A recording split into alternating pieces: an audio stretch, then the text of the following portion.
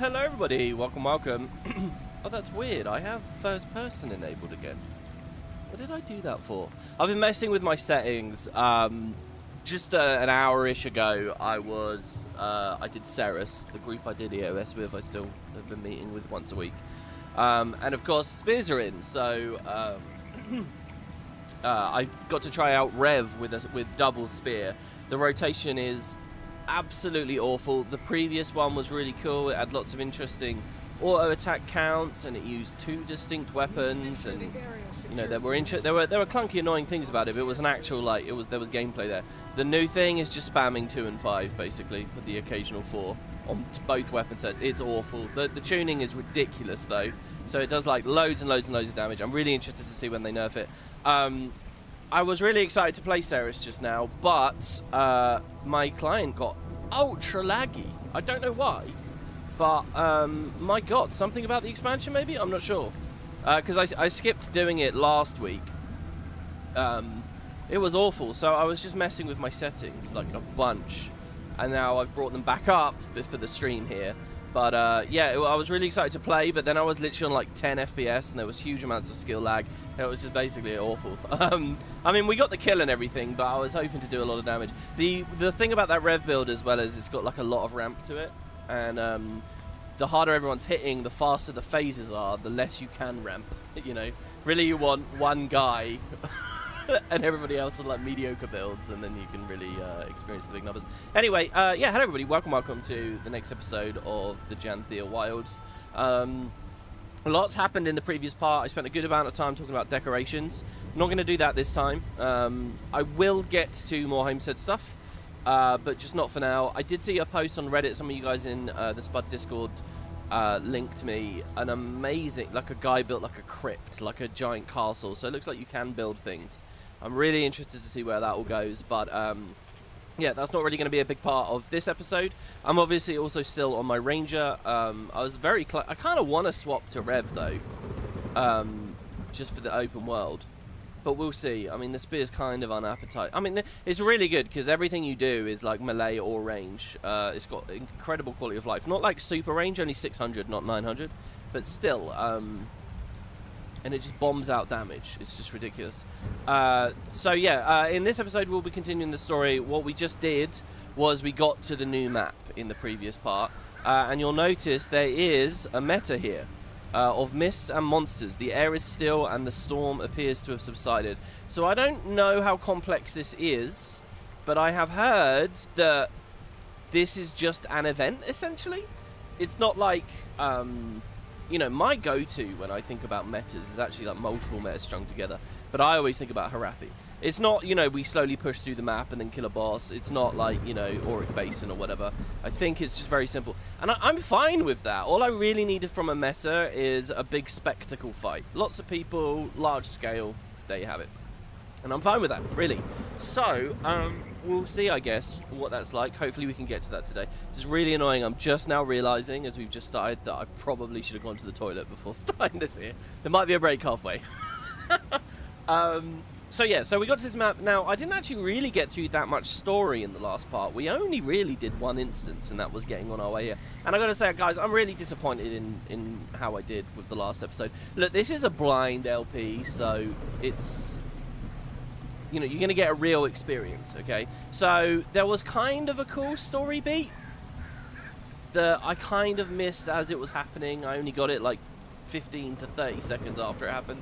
So, basically, what happened was, like 8 days ago now, when we started this, there was a line about how the Coden here don't like magic. And I'm not going to lie, that completely fell out of my head over the intervening week. Don't forget, I'm waiting a bit each day, before we do each new episode. I kind of completely forgot about that bit. And as well, as we're exploring, you know, they're talking to us about how the Warclaws here are made of magic, and we know that they're made of magic in World vs. World. So that like detail was lost on me. So there was a cutscene a second ago where a big badass Coden was using loads of magic. I mean, I think we were supposed to clock instantly. That's not a normal Coden. This is a member of the Wizard's Court, which is what the commander does, and therefore, you know, clocks that it's waiting sorrow. And I kind of missed that, which sort of sucks. There's another side of it, and a few of you guys have mentioned this, which is like, look, this is a character fighting a Titan.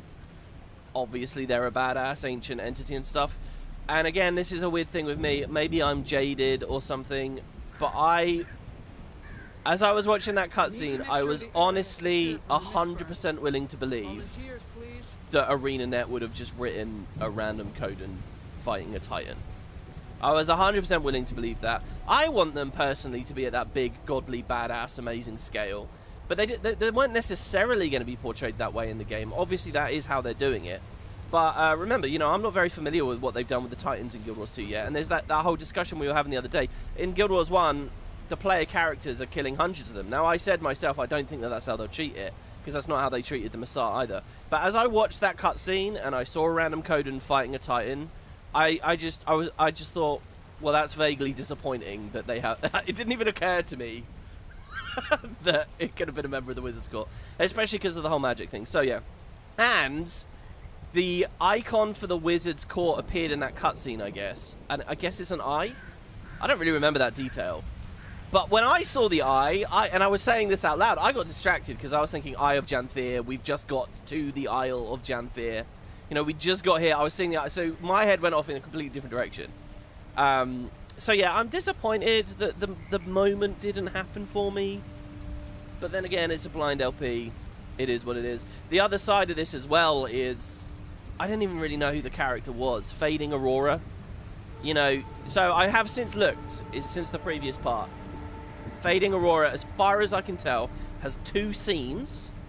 One, they're one of the random members of the council. Now, apparently, I don't even remember this, but apparently in part 1, when I was at the council, I looked at her at the table and I said, "Are you waiting Sorrow?" or something like that. Apparently, I guessed it might have been her, but the fact she existed, her precise name and all that, I mean, it was gone, guys. I'm not remembering every, like, ephemeral, weird, quirky Coden name that came my way. I really wasn't. And then she has a scene at the homestead where she like wanders into your homestead for a second, and she has like 2 lines of dialogue or something, and then she leaves. But I was more interested in the whole Pokey situation and the old wife and that. So, you know, and then that was a few days before. So the story is that you meet her, air quotes. You're supposed to remember her. I think she's supposed to leave an impression on you. You go to Lion's Arch. When you return, basically, she as soon as she hears about the Titans, she disappears. And we return from Lion's Arch, and the quest is, oh, she's gone. We got to go find her. And I was just thinking, for me, I didn't really recognize she was a character from before. I just thought, oh, it's a Coden that's gone missing. We need to go help. And that was the level that I was at with the story there. So yeah, I think playing it all in one day and all in sequence is probably a good moment. I sort of wish she had a couple more scenes, so she'd left a bit more of an impression on me. But yeah, it was just kind of, you know, the perfect storm of... Because I also spent like an hour dealing with decorations right between those 2 instances. Anyway, so there you go. That's the story. Waiting Sorrow's here. I want to interrogate her and talk to her and figure out what's going on. But she... the commander just basically lets her hang and chill. So I don't know where she is right now. In the instance, she was just sitting by a rock. And now we've been loaded out into the map. And, I don't know. So I guess we just keep going. I'm going to actually read the story recap here. Let's scroll down. With Pokey out of earshot... Oh yeah, and Pokey was upset that this person was essentially impossible. With her full powers revealed, overcoming Greer was an easy task. But all eyes immediately snapped to the missing wizard. Pokey was distressed. His mentor had lied to him, and another facet of his once comfortable reality was shaken. He told me that he needed to walk it off, so he's headed to a nearby research camp to do just that. With Pokey out of earshot, I turned to Waiting Sorrow for an explanation. Beyond establishing diplomatic bonds with the Lowlanders, finding her was my next priority. Powerful, certainly, but not the intimidating runaway she was painted as.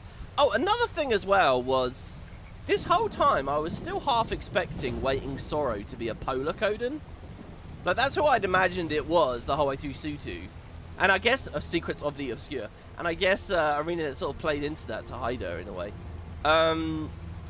Another melodramatic musing... Wait, what's this? Not the intimidating runaway she was painted as. Was this another melodramatic musing from Isgarin? How has... What? Isgarin is not melodramatic, is he? Her concern was with Pokey first, and then the Titans. So she did seem very nice in that way.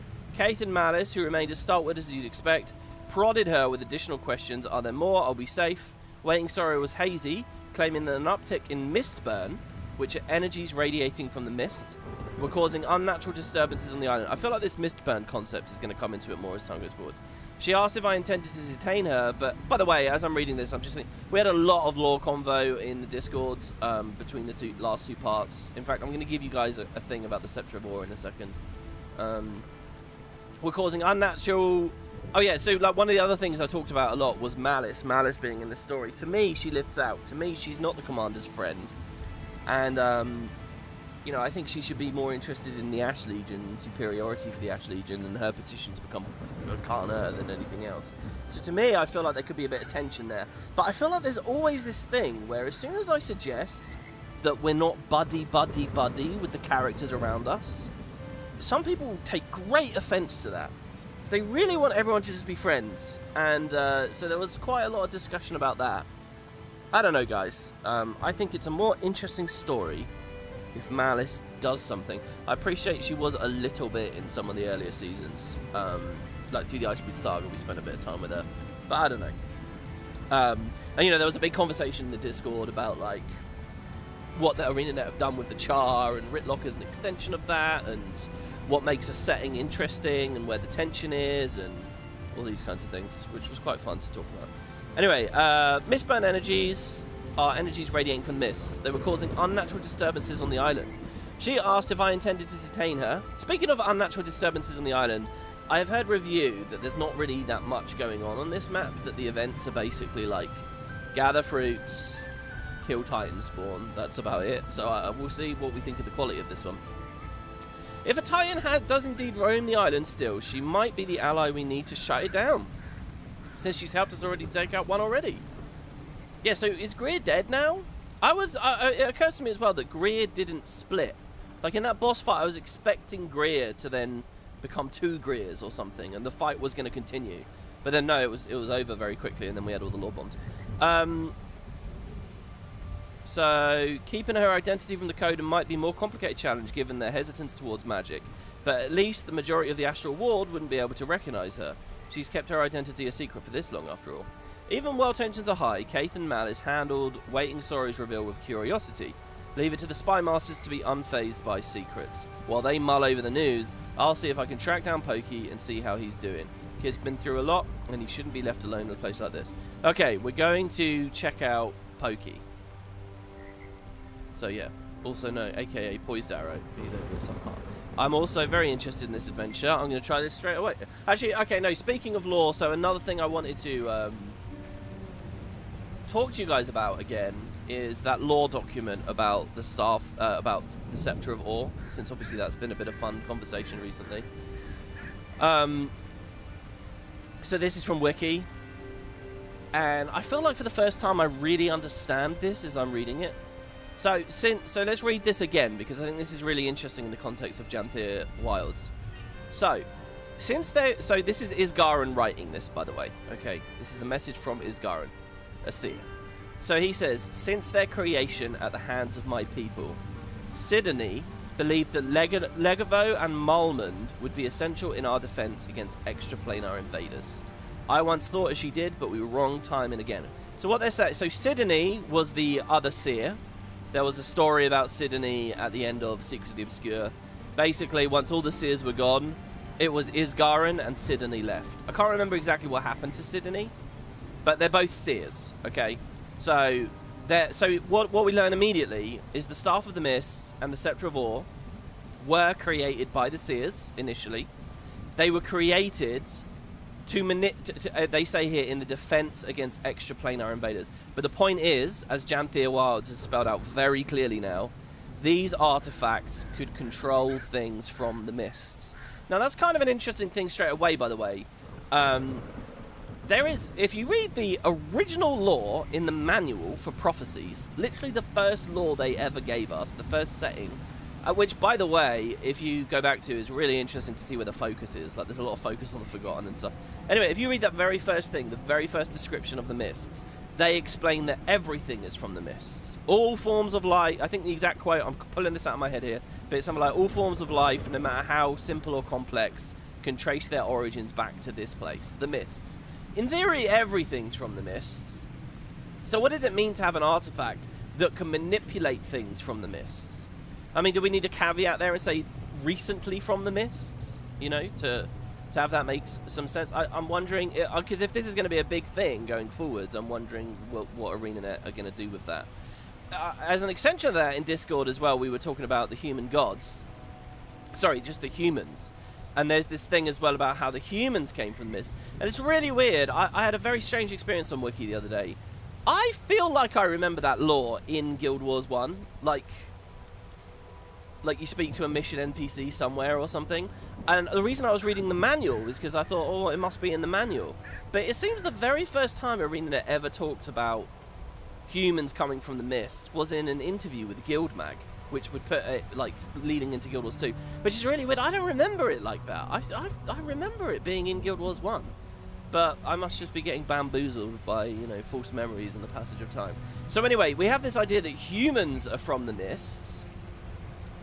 Well, what does that mean for Legavo and Mulmund? What does that mean? Can humans be manipulated to a certain extent? So I feel like there has to be that recently clause on there. We were also talking about the gods. Are the gods from the mists, and can they be manipulated from the mists? And some of you guys in the comments pointed out quite rightly, you know, like some of the gods seem, like Grenth, for example, is not necessarily, I mean, Grenth is half human. So does he count as from the mist? And when you actually look at the, like, physiology of the gods, it seems clear some of them seem to be from other races, maybe. Like there's this theory that Dwayna is kind of a harpy or something. You know, an ascended harpy, an original harpy before the race fell. But some of them seem quite humanoid as well, you know. So do they count as from the mists? I feel like there's this idea that once you leave the mists, you have like this residue on you or something. And maybe that's somehow related to the mistburn, which we were just reading about a second ago. And the staff and the scepter can manipulate the mistburn or something. That would explain why the staff, the Scepter of Ore, could be used to manipulate the Titans in Guild Wars 1 right after they came out of the portal, you know. But anyway, back to the gods thing. So, again, this is what Isgarin says. Since their creation at the hands of my people, Sidney believed Legavo and Mulmund would be essential in our defense against extraplanar invaders. I thought just like she did, but we were wrong time and time again. The Massart, who again kind of slipped out of phase of reality, hid in the mists in the previous Elder Dragon cycle and so on. The Massart would eventually ward their armors against the Stave's unique magics. So, by the way, I think there's something really cool here. You know how the Massart had Spectral Agony? And the Seers created Infusion to defend against Spectral Agony. Look at this, the reverse kind of happened. The Seers had these artifacts, and the Massart found their way to defend against that. It's like they have their own form of infusion. Anyway, the Massart would eventually ward their armors against the Stave's unique magics. In fact, hold on, are we talking about the same thing? Is this all Spectral Agony in a way? I don't know. ArenaNet could go really far with this stuff. They could do a lot of fun connections.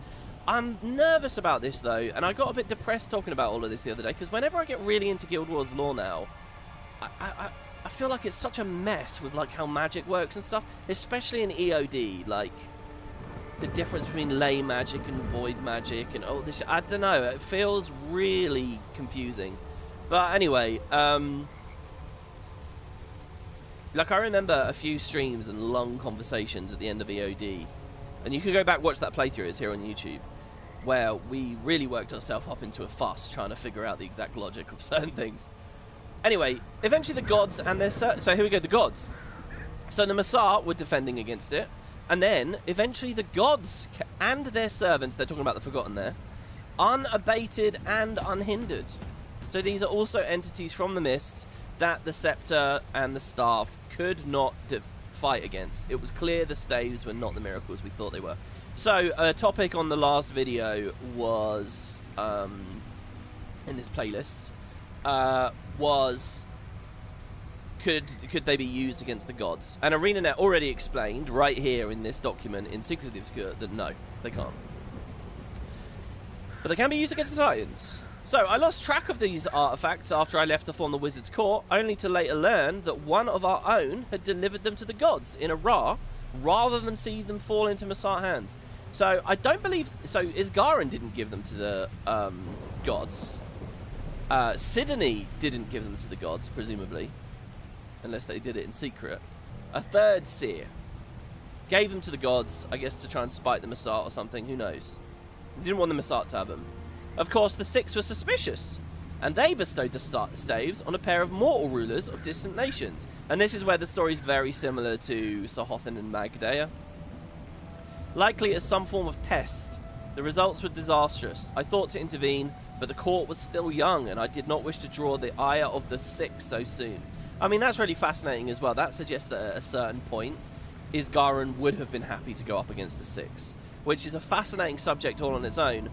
But then also, on top of that, let's think about the fact that he did nothing when Balthazar came. So, hey. I really don't like that bit as well. I feel like if Balthazar came back to Tyria and the Wizard's Court was in the law already, there definitely would have been an interaction there. It'd be kind of cool if ArenaNet revealed that, you know, that Balthazar did visit them and Isgarin turned him away or something, I don't know. And also, isn't Balthazar's revisit to Tyria an example of an extraplanar invader? Why didn't the Wizard's Court get involved in the POF story, right? I mean, I know the out-of-game reason is because it wasn't written yet, but how do we retroactively make this fit? I don't know. The rulers were severely punished, and the staves sealed in their tombs. After the Exodus, i.e. when the gods left, I sought them out, only to find the tombs barren, picked clean, unsurprising, but concerning. I like to imagine these tombs were in ore, because remember, eventually Kilbron got it in ore.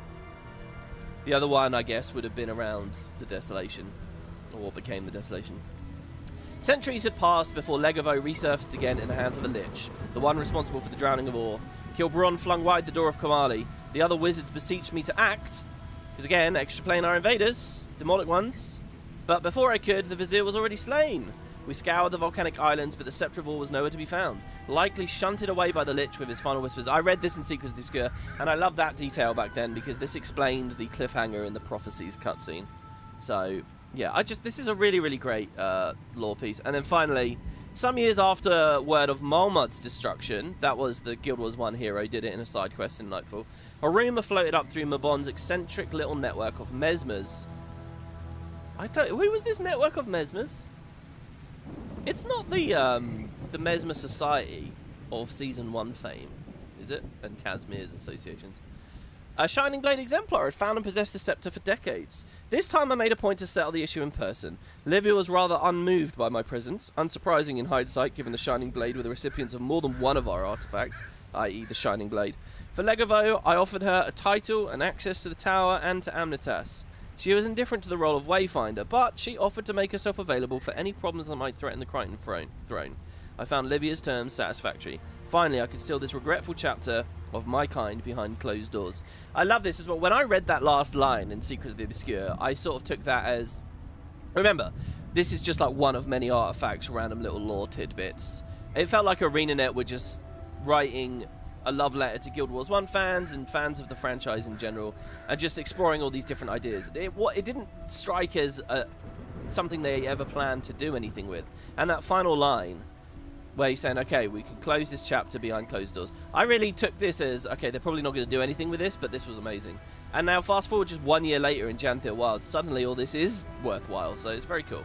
Anyway, that came up in the Discord. I thought it'd be worthwhile reading out to you guys. It's just fun stuff. It's just good stuff. Yeah, the Mesmer Collective, exactly. And hello, everybody. Okay, so, I don't know, there was other stuff we were talking about as well. But I guess we'll, let's do this adventure. So, what is this? Swift Scouting. Let's see where Boots is. Oh, they're not actually loading, it seems. Not sure. Oh, there we go. Oh, he's not on there yet. It seems. Well, okay, let's see. Good luck, Wayfinder. I'm just going to take it chill. Run through all the checkpoints to scout the area. I love this song, but I feel like they're using it too often. Okay. So it's just a simple race, right? That's good for me. This is exactly what I would want. I really don't like the ones where you have options of where to go. I really get stressed the fuck out of, like, what routes to take. In theory, it should be a fun puzzle. What? Oh, I had to jump through that. Well, that probably cost us gold. So when we max the Warclaw Mastery out, what we'll do is we'll get plus 20% mount endurance for everyone, including this. And it will mean we can use a lot more of these dashes. You'll notice that the Warclaw actually feels an awful lot like the Sand Jackal, actually. Also, if I was playing on Lyhr, I would have my Jade Bot Core, which also gives me 20% endurance. So I'm not going to stress too much if I don't get gold on this. Oh yeah, people are also telling me the controls of this. I think there's two types of dashes. You can do the dodge dash, or you can do like a jump dash or something. And I think one takes you higher, one takes you further forwards. That was the idea, or something like that. Ooh. And yeah, the further you fall when you jump, the higher you jump back up. Oh, did we get gold straight away? No, we didn't. We missed it. That was very quick and fun, actually. We missed it by... Yeah, let's try it once more. As long as I don't mess up that one bit. That was probably about 7 seconds, wasn't it? I mean, it'll be close. But I think we'll make it. Oh, not into the rock, though, please. Why is my bond of... Ugh. Let's do that again, shall we? I'm not going to have fun. The bond of vigor did not seem to be doing anything. Would you and your journey care to help us? I know what we do. We dash through the mobs to get our endurance back. That's the whole point, right? Hit targets. Ah, what? I had to... Ugh. I've done that twice in a row now. Here we go. Let's try this again. Ready? Go. It's not a very good start, is it? But there you have it. That's weird. That made me think of Usain Bolt there. I was reading about him the other day. Well, about a week ago. No, a little bit longer than that. And he himself considered the worst part of his form was the actual start, because there's so much technique and so important. So apparently there was a race where he was essentially showboating, and like he lifted his arms and started celebrating before he even crossed the finish line. Like, how amazing is that? And if he hadn't, people speculate the world record might have even been even higher. And I was reading about the women's world record, which had like a bug with the wind machine. Like, if there's too much wind, you get an unnatural boost, and you know you're not supposed to race, or the record's not supposed to count. But the machine was like on the fritz. So if you look into like the women's 100-meter sprint, the world record is like, it was set in like the early 90s, and obviously science and everything's come a lot further. You'd expect it to be beaten, but it's not, and it will probably never be, because the reading on the wind was wrong or something. Like, it read 0 when something right next to it was reading at like 7 miles per hour or something. It's not supposed to be over like 3.5. Anyway, there we go. How I ended up talking about that, I have no idea. Brilliant. Well, that's a shame. I've got no reason really to go back. Except to maybe get a good score and give Boots something fun to aim for in his inevitable video. Speaking of mastery points, there's another one on this rock here, and it might be worth us grabbing. We can climb up on a springer, that is. Secrets of the Obscure, I still don't have all the mastery stuff, so I am at a point now, finally, with the game where it's like, I really do focus on getting the points, and they feel meaningful to me. Have I read the letter from Lyhr at the waypoint? No, this waypoint. There's a letter. Wait, well, I'm not at a waypoint, I'm at a portal. Okay, let's go to town, because there's a waypoint there. We'll grab that vista as well, and we'll see something a little nice here, and we'll see what we've got. So the other thing that's going on with the story here is, for 3 episodes now, I have been saying there's a witch in the story. I've been expecting to see a witch. We have not seen a witch. So, maybe today is finally the day.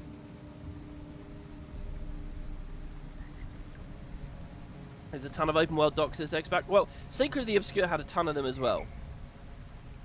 For all of its faults, in the post patches, in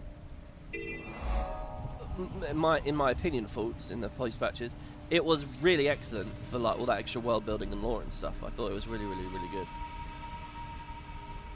and it had a strong opening release. The problem with me is I'm just forgetting stuff too much. I'm really disappointed with the last episode. Not so much the Waiting Sorrow thing, but just I feel like there's too many things where it's like, fuck, I can't really remember that. What happened in the Extra Life quest with King Jadon, or what exactly happened in this Requiem story, or what was this note in the Drizzlewood Coast? There's just a lot of random little things. It's like, fuck, man. And Secrets of the Obscure, I haven't even done some of the side achievements at the end, so it's like, man, I don't know. It's like the puzzle that is Guild Wars lore is getting bigger and more complicated by the day. And if my interest in the franchise is not bang on, like, super enthusiast for every month of every year, it's gonna slip, you know? It feels difficult. Alright, anyway, Stoic Older. Stoic Older. Hello. If you're looking for Poised Arrow, I am. Where's Pokey? he's not here. Your scuffle with the stranger left his mind raw. I don't know what you endured. I haven't seen him so heavy with angst since Silken Weir left us. I can explain. After the mainland attack, his nerve was turbulent. He said you were left with little choice. My son survived. Your friends survived. I don't need to mourn what didn't come to fruition. The creature that killed your kin is dead. Wilted my senses. Another sunset. Did you find Aurora? Pokey didn't say. Yep. She wasn't with the dead. A good sign.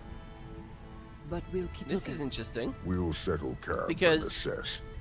Our forebears built sites across the Isle.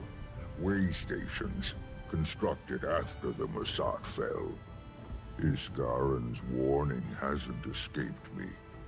If a Titan lives, we'll find it. You can tell your alliance that. Wayfinder, my son, is Pokey okay? Was that his first fight? Against something of that scale? Of that scale, no. With distance and time, he'll come back to us with a clear head. So what's he fought of that scale before? What's he fought? Oh, I think Graced by Fire was looking for you and your allies. Probably wants to thank you. See, this is interesting. Earlier, in one of the Lion's Arch instances, I thought a little bit ahead of where the story was probably going, and I realized the commander was going to have to lie, or make a decision about whether they were going to lie, on Isgaren's behalf. And I thought, ArenaNet aren't going to do that. They're going to have Isgaren gatecrash this scene so that that doesn't come up. But here, just a little bit later in the and that's what ended up happening. Here, though, a little bit later in the expansion, we are lying. And I think that's quite interesting. Anyway, this Priory invitation, is this what you were talking about? Also, guys, I just wanted to say as well, as far as the live chat's concerned, I've been really enjoying how many messages there are, and I am sorry that I'm missing quite a few as I play along. Hopefully that's alright, though. And also, if you... if people leave like comments and questions and stuff, and I myself am not going to answer it because, you know, I was focused on something else, please feel free to respond to each other. I don't like this thing if someone's in chat and they ask a thing and they get absolutely no response or whatever. Obviously, I'm happy for any comments at all. I don't want to be like picky or whiny or whatever. But yeah, so yeah, just if people ask questions and then it feels like you could answer it, feel free to respond to each other as well. So yeah. Alright, let's see. Priory invitation. This must be the one from Lyhr. No, it's from Ludo. Wait. Priory. Yeah, sorry, I was thinking of the Wizard's Court. So Gix, the leader of the Diamond Priory, you're free to send a couple of your hungry bookies to Janthir. If you've got anyone familiar with Titan history, best send them along too. Alliance will cover their research fees. Interesting. Oh man, I really want the game to be about the orders, man. I would love to be like in the Priory and like doing commissions for them and stuff and getting paid for it. I don't know. It's like downtime between the main patches. It would be so cool. You know, you should be able to work reputation up with them and get titles and exclusive mounts and rewards and things. Essentially do them like the grand companies. Anyway, so there's probably Priory people here who know about the Titans. Hear what happened to Guiding Star's expedition team? They were attacked not once, but twice. This isle is trouble, it is. Not by a stranger, I hope. Just by wolves, they told me. According to Guiding Star, one was enormous and rotten. Ugh, the creatures on this isle are never just rabbits or bees. They have to be beasts. You wonder if a Blishard could have a library plugin? I think it could, yeah, if someone wrote it. There's actually a really good Blishard add-on that I've been wanting to use for a while. The scrolling combat text thing. Someone made a new version of it. They messaged me about it about 6 months ago, I think, and I installed it and tried it, but it was very buggy. There was like lag on it. There was something weird about it, and it was a bit of a shame.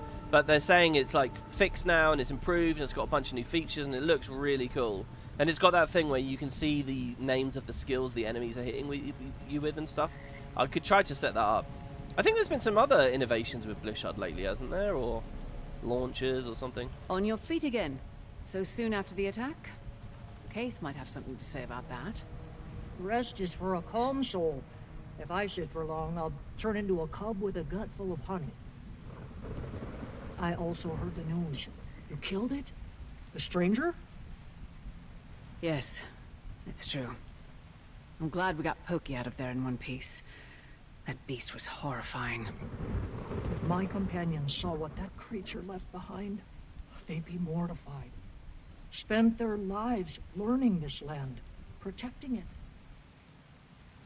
I'm relieved Pokey is okay, though. Me too. But until we know what's left to fight, may as well find our footing. How can I help you stay seated? I need rest. If you're offering, I could use a scout. Wilderness abounds. Only a few of us have spent any real time on the isle. With the Astral Ward and Bearkin moving inland, your help charting the area would benefit everyone.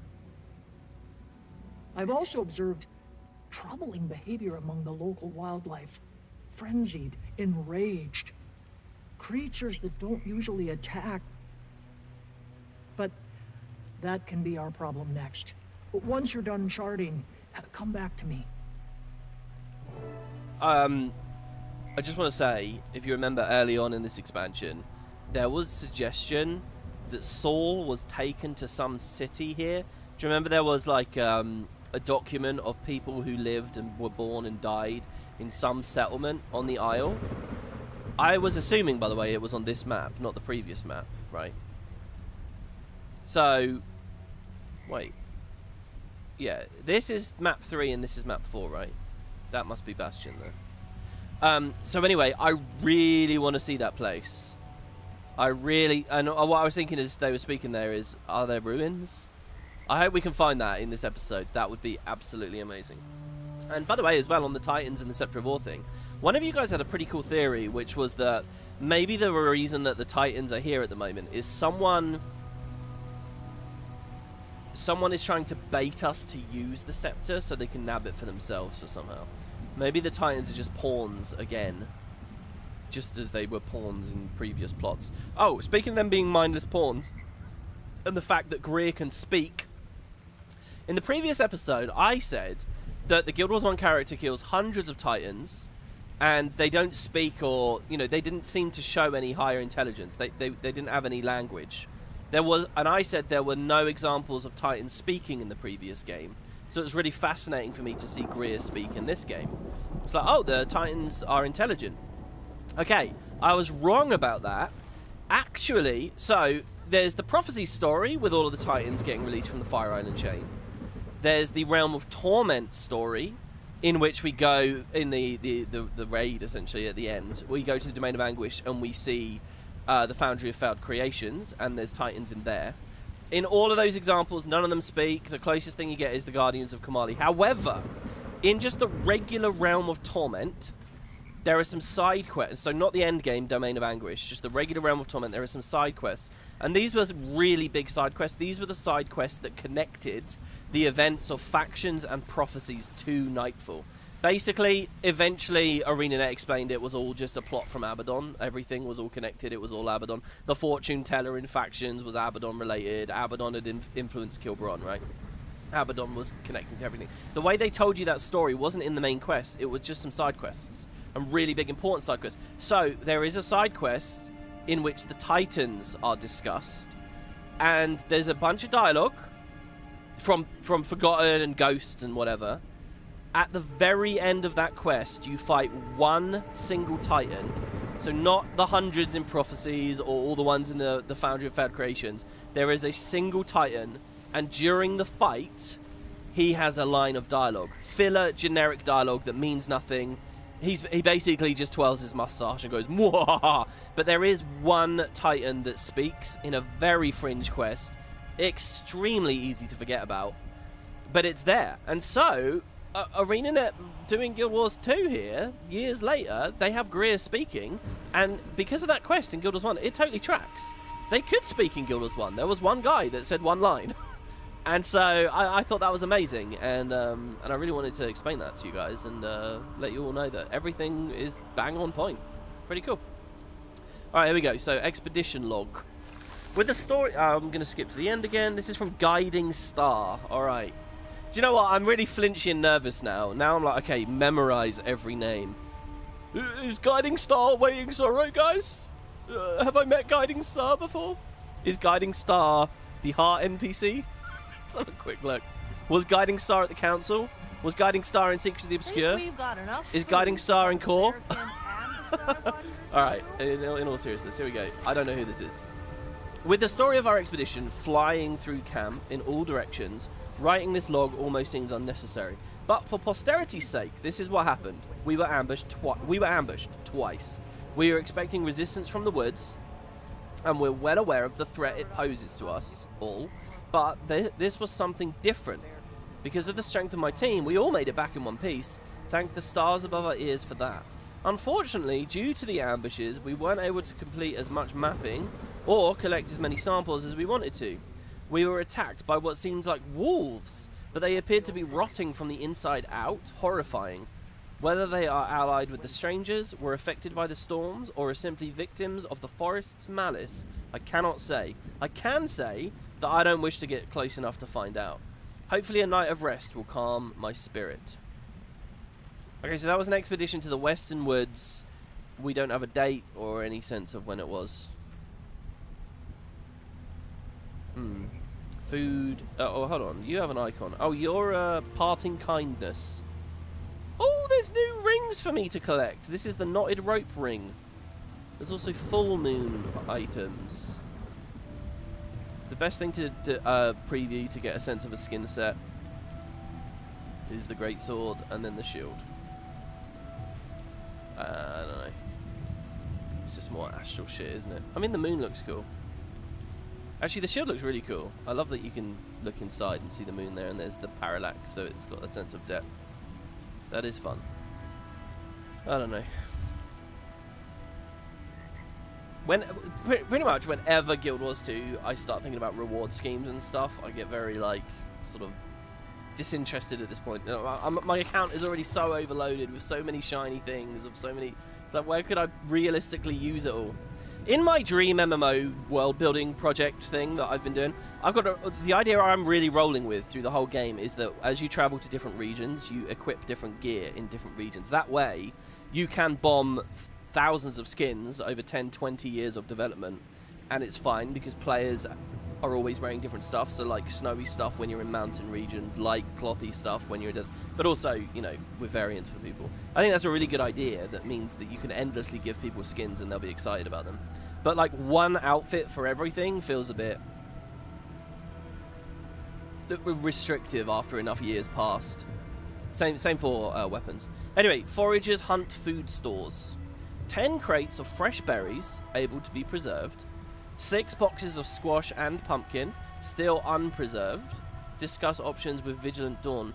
What does preserve mean? Is it that there's rotting mist magic here caused by titans that means everything spoils unnaturally fast? Oh, it's so that, isn't it? Oh, are we gonna do like a creepy fucking witch necromancy kind of thing? Are we saying, okay, the titans eat like the life force from the land and things decay really quickly and it gives rise to like weird witch-like creatures and stuff? That's cool if that's where they're going with this. But these guys have a way of preserving and defending against that. Ready supply of mower meat at the sites noted below. Do not overfarm. Supplies expected a week ago from coursing upland. Check in with ebbing tide. That would also explain why these guys don't come here. It'd explain why it looks the way it does on the world map. I know they kind of have like that ashland sort of thing. Fresh water available through the astral wards method of removing salt from water. Do not rely on this. Keep backup fresh water handy. Is this because, again, the Coden are mistrustful of magical activity? The 3 large jars of fermented cabbage. The cubs don't like it, but they'll survive. The report goes on for several more pages. Running joy. Okay. Yeah, you'll notice that guy was culled the fuck out, by the way. Again, it's because I was not happy with my frames just now. So we got an event there. Somebody said there was another book in chat. Oh, you thought they just meant like pickling and jams? Oh. Greer said he'll make the plants rot.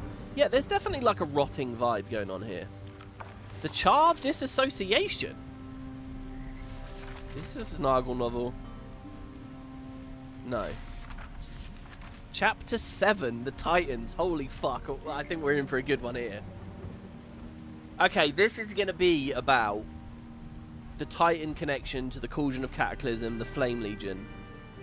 So, here's my memory of the story. It's that the Flame Legion found the Titans at a volcano called Hrangma. I think this was it. And they were given the cauldron somehow via that. I guess that suggests of an intelligent Titan that could speak and communicate and present a gift. See, the thing is, there were theories for a long time that the cauldron was really related to Kralkatorrik more than anything else. I mean, it's some giant crystals, right? As for where the volcano is, I believe... Some of you might be thinking Fire Island Chain. I believe it's literally where the Guild Wars 2 COF is. I think this is Hrangma. Or maybe slightly to the north. Maybe this is Hrangma. I can't remember. I'm pretty sure I talked about this in my personal story LP.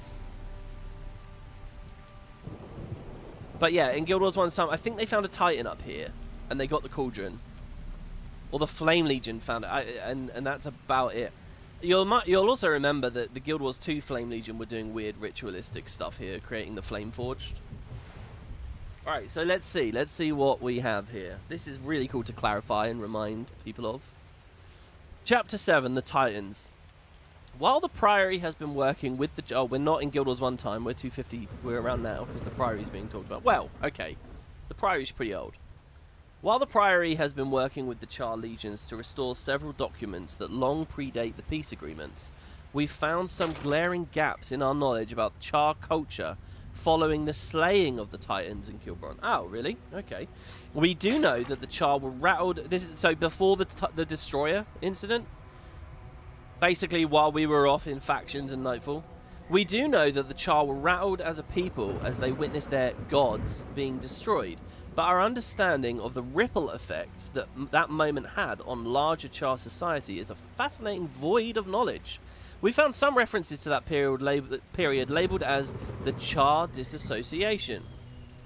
It is easy to draw a line between that revelation and the culture of the Charr today, who are largely empathetic and eager to participate in global dialogue, while other sub-factions still lean on those archaic ways. We know that the Charr very quickly revolted against the shamans that demolished their society, and the Titans served as that catalyst. Enough tensions were in place, though, that the catalyst was well-timed in its eruption. devastating for their spirituality, but modern Charr leaders would argue that it was inevitable and critical in helping them find their footing post-foe fire. Yeah, the Charr have been through some shit. In order to understand why the Charr experienced such a significant transition, we must understand the catalyst, the Titans. While we now know that they moved on Kilbron's order, we've gathered little detail about the species themselves, if I can call it a species. By the way, I guess this is one of the Titan experts from the Derm Priory. Through our research, we've uncovered one of the first instances of interaction between a Titan and a Charr. Castia Flamecaller, this name's new to me, a young cub from the Flame Legion, heard a low whisper in the forest. The voice said menacing things that frightened the cub, so she immediately headed home to inform her warband's leaders. Being female, her warning was ignored. The Flame Legion, incredibly misogynistic.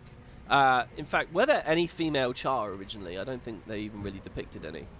But when she heard that whisper a second time, and then a third, she brought her brother into the woods to listen to it. Crispus, the boy, ran to their sire, and the warband was dispatched immediately. We believe Crispus became a shaman. Crestia would eventually join Carla Scorchrazor, fighting for female rights and the big uprising eventually. Addendum on the Charr Disassociation. Hold on, wasn't Carla years and years and years later? Okay, maybe the Charr didn't get the cauldron from the Titans. They just thought that they did. No, wait, what? Hold on, this doesn't make any sense. Isn't Pyre Fierce Shot Carla's, grandfather or something? So Pyre is Eye of the North. Eye of the North is already years after Prophecies, at which point the Flame Legion were worshipping Titans and had Titan effigies and stuff. So how can this possibly be the first story of a Titan? She'd be dead long before then. How can she join a revolution when she's great-grandma age by then? Maybe my memory of the timeline is wrong here. Anyway, addendum on the Charr Disassociation. This may refer to the full period from the Titans' arrival until just after their slaying, which is preferred by some Charr archivists and researchers, given the species' rich history for predating the Titan interference. Yeah. Okay, oh my god, there's 3 of them here, guys. Also, we got bronze on an event during that somehow. You gonna go look it up? Yeah, I swear, isn't Pyre her grandfather? Carla's timeline is listed as 1079 to 1116. So Carla is like a baby right as Eye of the North is closing. Wait, 100 years? Oh, so you think that she could have just been really old because Charr lived for 100 years? It's quite possible for her in that book to be an old lady helping Carla. That's a good point as well, actually, yeah. Just because she joined the revolution, it doesn't mean she was on the front lines. Adventure log from Master Scout Kiera. The jungle is brimming with those creatures, demonic, smelly, and revolting. Just gross. They're ruining this forest. I've made a habit of killing them on sight to help preserve the jungle, but they return every morning. By the way, we're not on a jungle right now, so where's this from? When is this from? Master Scout Kiera. I was complaining about my quandary over our nightly supper fire when a traveller said the beast took on an entirely new form when he encountered them in the Shiver Peaks. Cool, they're talking about how they transform. A week or so ago. He also called them Titans, so at least I have a name to spit now. While these Titans have taken on the jungle's mossy disguise, Titans in the north are mimicking the icy mountain surroundings. Not only are they invasive, they're clearly very adaptive. I don't envy a lesser hunter trying to take one down, but I worry about what might happen if one crawled into a volcano or a geyser. Amazing! Isn't that cool? Look, they're talking very... I mentioned this in the Let's Play already, but yeah, they looked different in different areas. So the one looked here would look very rotted and boggy and woody, but they wouldn't always. The idea of a Titan in a volcano, I mean, we kind of saw that, right? The Armageddon Lords, I suppose. Gix. So this is from Lyhr. So from Lyhr to Gix, of the Durham Priory. Gix, I'm glad your tour of our library... Oh, yeah, they invited him on a tour, didn't they, or something? I'm glad your tour of our library and archive was beneficial. It's a joy bringing more curious eyes into our halls. I prodded the old curator into giving me a little more information on the Foundry of Failed Creations, per your request. He was a little shy about sharing too much detail, but I have confirmed a few of your thoughts. So long as the soul flame at the pit of the Foundry is still lit, new titans can still be formed. The soul flame, now, that might be in the, like, raid lore, but I don't remember the detail of the soul flame, to be honest.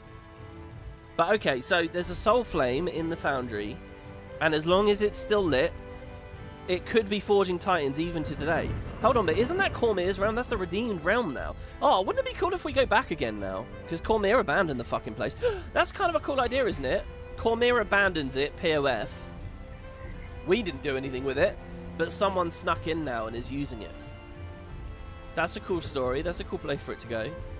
So we would have Paither in Nyos, Desmina in the Underworld / Hall of Chains, and then someone fucking about in this realm. You know, the gods seem incredibly negligent and idiotic, to be honest, just abandoning these realms. Anyway, given our visitors, Isgarin assumes the Foundry has either remained active or was recently relit.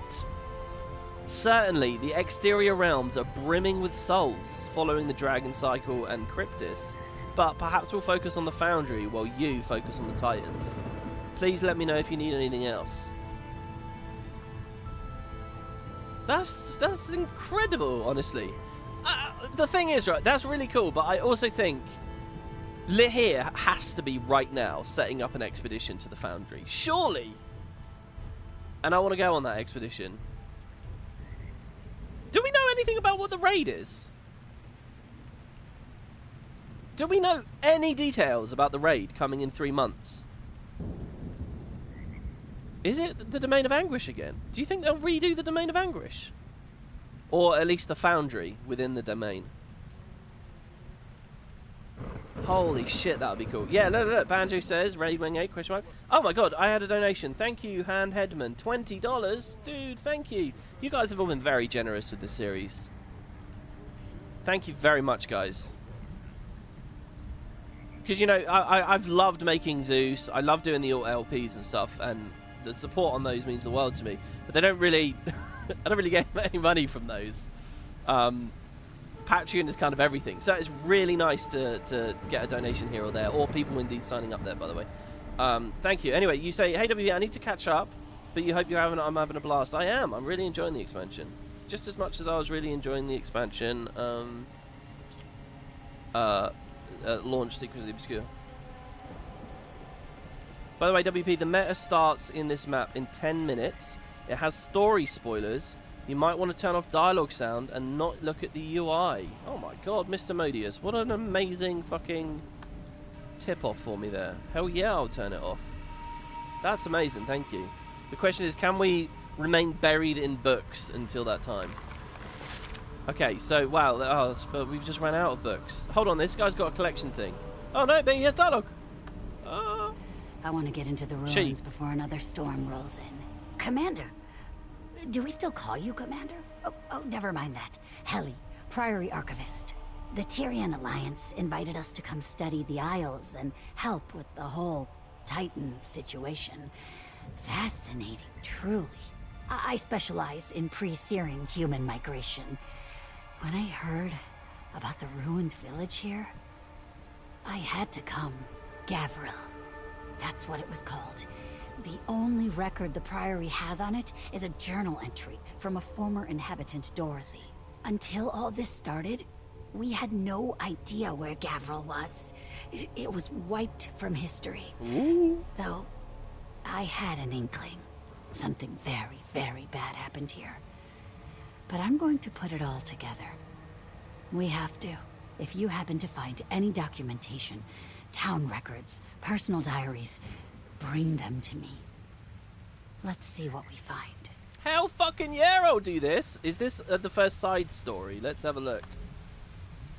Janthir side stories. Here we go. History most violent.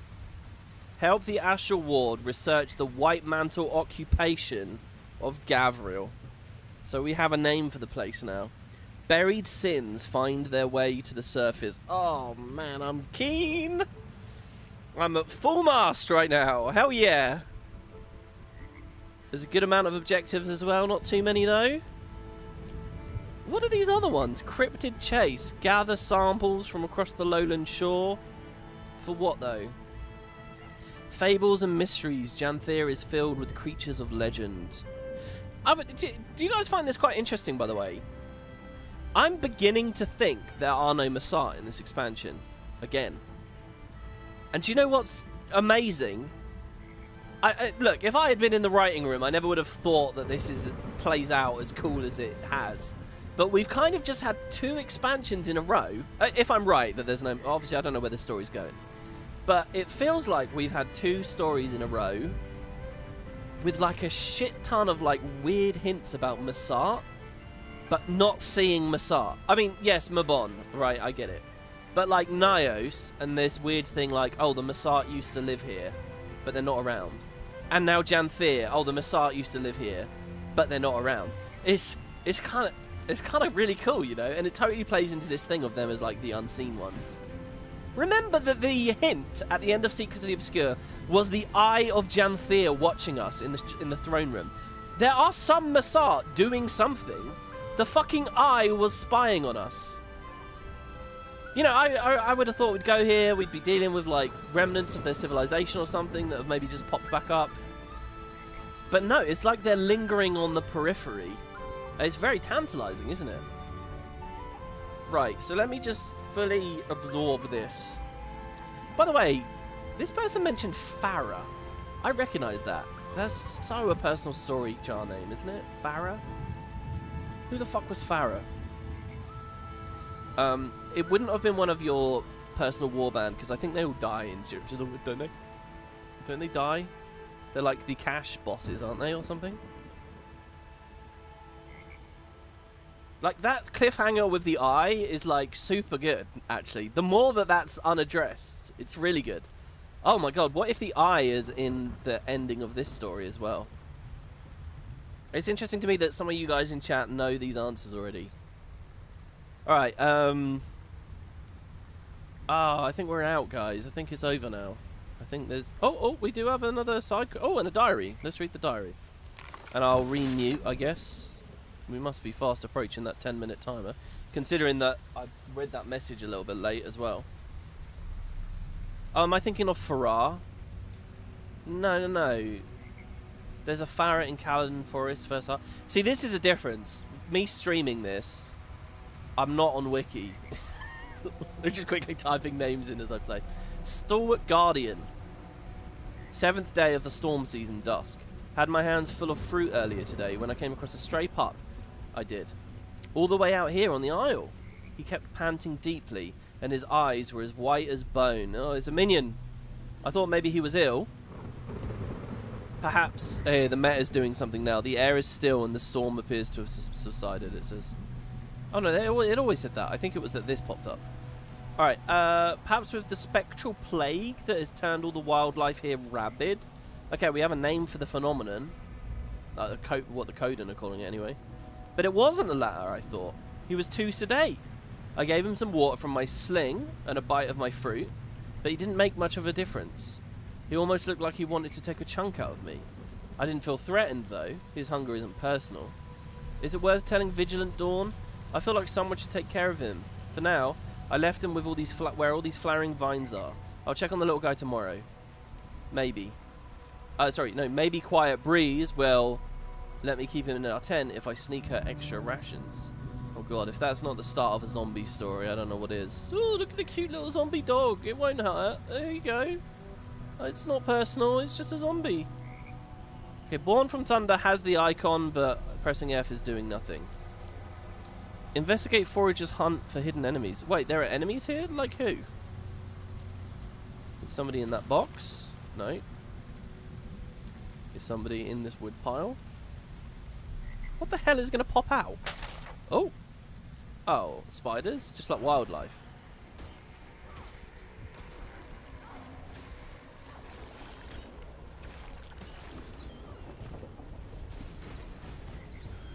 Okay. Yeah, sorry, I'm not trying to read the invitation. I'm trying to look in the box. What's in the box? Oh, look. It looks like, I'm sure it's not meant to be this, but it looks like it's unnamed.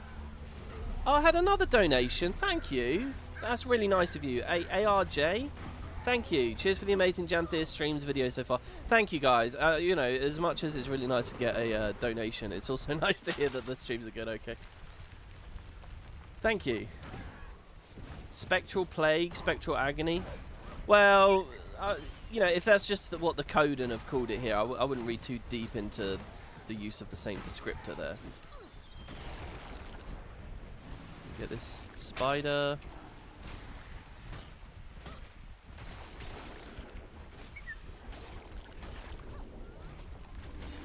Oh yeah, hold on, I wanna, so target closest enemy, nearest enemy is, okay, I want that to be Control C. So just regular C is gonna be the skill, Control C is target closest, which is what I've set up in FF now. I've also been setting up like hotbar cycling and stuff, because I started leveling Dragoon, which is really cool. They basically, you know, in this game you get the hammer Rev 3. Rev Hammer 3. You basically get that. But anyway, it's got a lot of weapon skills, so I'm thinking of using hotbar cycling to like have an AoE bar, and then have so I can toggle into AoE mode and then out of AoE mode, you know, depending on the context. I'm not sure I fully like the idea just yet, but we'll see. WP, if we're going to avoid the world bosses here, may I suggest hanging around on the bogs on the previous map? Oh, really? You think there's a chance? Is it a really big spoiler, is it? Wait, should I do Shift C or Control C? Well, I want to finish this event at least. If there's good lore and things to interact and stuff I didn't see on the bogs, I'm more than happy to go back. But if it's just like a couple of POIs and stuff, I want more books. I want to go to, was it called Gavros? Gavril.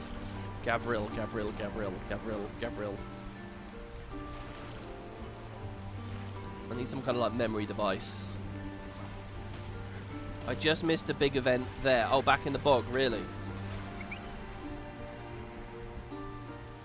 It's not a real spoiler, guys, but I second the bogs is a good idea. I missed a big event in the bogs in the first map. Have I? Okay. Right, we'll finish this. We'll have a quick look around. The thing with events is that they're not always up. And I don't want to, like, slow the LP down too much looking for an event that I have no idea when it will pop or what. But I will go and have a look. If that's people's advice, I'll trust you guys. By the way, I'm very curious. I'm assuming pretty much all of you guys have beaten the story. I know that not everyone has, actually. I've seen a lot of you guys commenting saying you're playing, but only just like slightly ahead of me. So you experience it for yourself, and then you watch the LP episode, and then you go a bit ahead. But I also assume a lot of you guys just spam through the story real quick. How long did it take you guys to... Were you here on day one? I mean... What were people's experiences of this? By the way, I don't think I read this. Expedition log. No, I did. That was from Guiding Star. They were ambushed, yeah. What about this? Graced by Fire's field notes. Ah! Read Graced by Fire's notes about the effects of Coden pacifying salve on the local wildlife. Rather than allow myself to sit by a stream and mourn the lost, push to my feet I must. The most earnest homage I can pay to my fallen comrades is to move forwards in our pursuit against the strangers. I can see there's something here, but I'm keeping my eyes away from it. Eyes to the horizon, she always urged. Wind struck. Would hate to see me on my rump with teary eyes. The bearkin have long developed a salve to combat various illnesses. Honey, dandelions, spruce resin, celery, and crushed cabbage will eliminate a number of ailments to the body and earth. This concoction has served as good foundation in our efforts here, given some of the components soothing of anxiety. A few more herbs and a bit of salt from the bay, and we've been able to make it properly ingestible, though savoury it is not. The wild journey can gag at the taste, so I advise priming the medicine with some sort of meat. For smaller or more wild creatures that are not used to interacting with the bearkin or outsiders, we should subdue them before administering the remedy to prevent undue stress. I'll see if anyone can help me with this exploration. Progress has been a steady wade through springtime currents, but each step brings us closer to an antidote. My soul may heal after. So they're trying to find some kind of cure.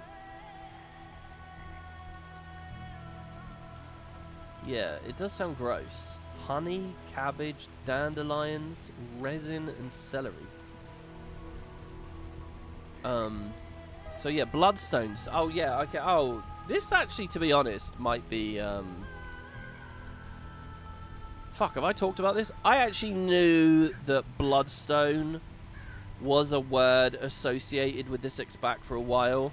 I think if you mouse over this, no, I can't remember. But yeah, so I'm interested in if there's a bloodstone here, and well, this says bloodstone empowered beehive, so I don't know if that's the spoiler to do with the meta event or what. Fuck, there's so much going on here. There's so much. I mean, is that going to be to do with the Gavril place?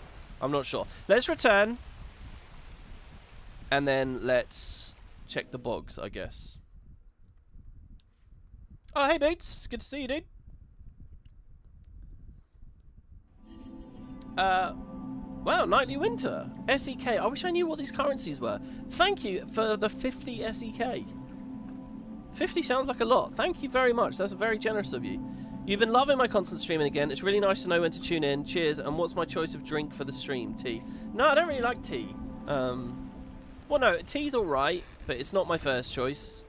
And I have a weird thing. I'm not a very picky person. I'm really not. And I think pickiness actually aggravates the fuck out of me, to be honest.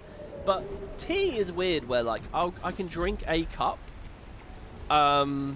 We already did this cleaning up the ocean thing, so this is cleaning up the event you guys are talking about. We didn't get this POI here, or this skiff area, so I might go check that out. So let's go do that. Yeah, I have this thing where if I drink, like, 2 cups, the second one tastes really awful. Like, there's a certain quality about tea, something about the tannins or something. I don't know. Do you guys get what I mean? Like, it was just... Coffee I can just drink and drink and drink and drink. What I actually tend to do for... I think every single one of these Janthir streams is I have got 2 drinks. I've got a cold can of Coke, Diet Coke, out of the fridge. I like to buy those, like, 40-pack cardboard box ones. And a coffee. And I drink the coffee first, in, like, the first hour. So, like, I just finished my coffee, really, recently-ish. And I'm about a third... I've drank about a third of my Coke. But yeah, about 2 to 3 hours, and I bring 2 drinks up. And obviously, you drink the coffee first because it will get cold. Fisher's spread. Meanwhile, the Coke is getting warm, but you know. Hello. So there's rental fishing gear. Oh look, okay. So there's a fishing event here. Nice. I don't have too much to say about this, but I think it's really cool that ArenaNet keep doing stuff like that. And in fact, is there fishing in this expansion? The thing is, I didn't really do the Secrets of the Obscure fishing, and certain things I just didn't bother with. These are the repeatable renown heart things. I don't know. But if there's new fish, that's cool. Oh yeah, they're not called Bloodstone Empowered Beehives. They're just called Empowered Beehives here. So yeah, okay, the Bloodstone thing, let's just talk about this real quick. I mentioned it earlier in the series. I've always kind of loved the idea that there was a Bloodstone here, and a Bloodstone explosion devastated the place. 2 things. 1, we just read Bloodstone, so I think there is going to be a Bloodstone there, which is really interesting. I like to think that it was Masart Tinkering that did it. But what's interesting is the place isn't, like, devastated like I would have thought. But let's see. So when this Bloodstone blew up, it drove everything crazy. It made them act a bit like dragon minions. Hungry for magic. It like threw off their balance. Has that happened here as well? Just like years and years and years ago? So there's this lingering fuckery. I don't know. Again, we're getting kind of into the ticky-tacky of the magic here, which is not too easy for me to think about. Okay, we never got that vista. I'm not actually going to stop to do this. A party request? Yeah, that's fine. We actually can't skimmer in that area either, which is interesting. Let's go round over here. This looks like a boggy area on the northern thing. Oh, there's a group event. Hunt down the rampaging basilisk. Yeah, I am playing on EU for this stream. This is Europe. So if you guys want to play with me and take down this group event, because I'm not going to be able to solo the group event on this build, that would be really cool. Yeah, look, there's some fish here. Should we fish at least one fish up, see what we get? Oh, no, this character doesn't have any of the items or anything equipped. It's the other downside. The reptilia pools. That looks lovely, doesn't it? That waterfall there. I was wondering if I was gonna ding that achievement progress.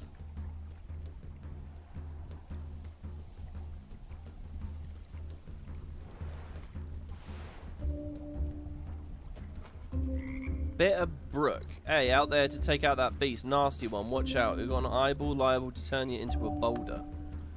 So yeah, he can petrify. Well, this thing's petrifying me. Real strong. Be sure you tether it with your journeykin. If you can stop that thing, well, you're a better hunter than me. Now, get to it, before every creature in the grasslands turns to gravel. Every creature turns to gravel. Yeah, I mean, I can't do this on my own. It's got bounty mechanics, it's a group event, it's a champion, and it has the tether mechanic. So I guess we'll just swim past it for now. Yeah, I don't know, guys. I don't know what it is you want me to see. This is just sort of the same thing. I mean, we have 2 people in the party now, so I guess I will linger here in case people join. I think I'm going to go back to the other map in a second. Yeah, and I put the dialogue back on. What's going through my head right now is I'm thinking that the meta up there that you guys, there's some spoiler you guys wanted me to avoid. I'm thinking now that it has some kind of message about a bloodstone. And what you guys didn't realize is I had already had that air quotes spoiled for me already. You know, I'm not skittish about that stuff anyway, guys. Just because I read the word bloodstone, it doesn't mean I've experienced the story. But I don't know. Maybe it was something else. Anyway, coming back to this map, just to fight a basilisk. The Bog Event starts south of the basilisk. Okay, so there's a particular event chain you guys want me to do. And it starts near this, but it is not this. Alright, well, there's no timer on this, so I guess we can just get started. So let's see what we got. Well, apparently I'm talking the wrong thing here. Here we go. So he has a propagator. I'm not gonna... He actually... His bounty set up right now is actually not bad at all. I feel like there's so much lag, or like my shit just isn't pressing. There we go. I think 5 and 3 is a good way to go. It's on the move! 17. Right, so we get on the Warclaw. Look at you! Seem to know what you're about! We use the 3. We keep close to it, and we keep tugging. I know a thing or two about tugging, guys. Okay, keep pulling it back. Jesus, it's running real far. It's come all the way over to the waterfall.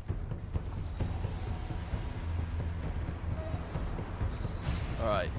He's down. I missed the goddamn engage, which is a shame. Swap this back through. Get a bit bit more carnivore going. I mean, I'm not even getting remotely low. It's pretty nice. Just try to avoid the lasers if I can. That's the way. Tether him up. He's going to do it again.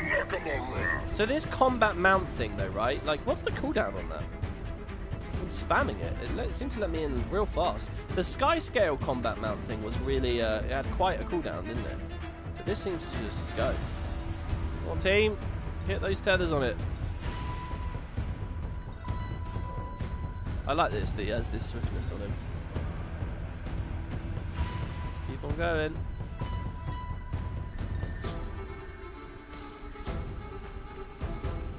Oh, that daze broke my tether, I think. Wondering if we could run a sigil of paralyzation to help that mechanic go faster.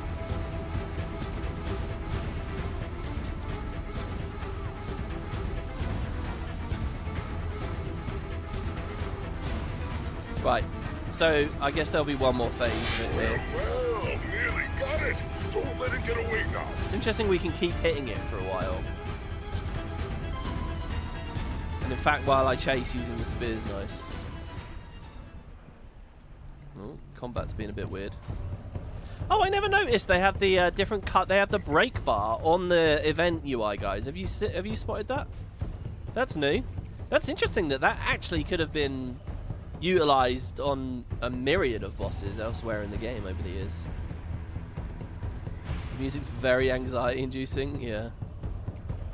Like, I'm not going to be too critical of Janthir Wilds for that. I mean, this has been a thing, not just with Guild Wars, but a lot of games. But specifically with Guild Wars, I think that it was started with POF, right?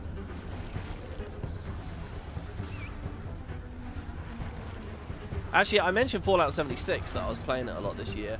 That's one of those things that game actually does quite well. It has combat music, but it's kind of subdued in a way that it works. Rat, eh? Good on ya. Figured I'd be carrying you home for cobblestones in my garden, if I'm honest. Oh, I see. Gravel because it's petrifying everything. Countryside here for a bit. Fine work, Hunter. Fine work. Nice. Get more of these heart tokens. Okay, so an event that you guys want me to see starts to the south of the Basilisk. There's bouncing mushrooms here, so I'll utilize these. There is a scout and a mastery point and a POI over there that I've never grabbed, and it looks like the ruins of some kind of building. So these are all good signs.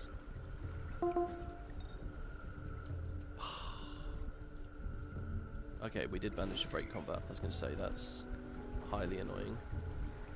We broke combat because it killed my pet. Okay, one mushroom. Oh. On to another mushroom. This is very HOT. Somebody is pinging as well. Oh, okay. So look, you're actually pinging the exact spot. All right. Okay. I see. Man, these are not handy, but it's quite a high. Okay, defeat the Valraven near the graveyard before it consumes a heart. Jesus. Okay. The heart of an elder dragon? Pyrite Peninsula? Okay, you don't want me to do that though. We're just going to skip the Valraven eating a heart. Fucking hell, it's really far away.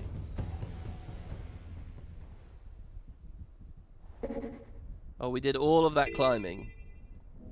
Okay. I'm probably going to mute UI sounds in a second if they keep doing that. Autumn's Breath. Wayfinder. We need your help. The bog is sick, and we cannot gather the peat we need to get us through the winter. We'll probably... we need far more than we currently have. What's happening in the bog? The bodies rise from the murk. They don't seem to pursue us, but the bearkins still need protection while they work. Okay, I'll keep them safe. There was a Titan spawn near here as well. Ooh. But it just left.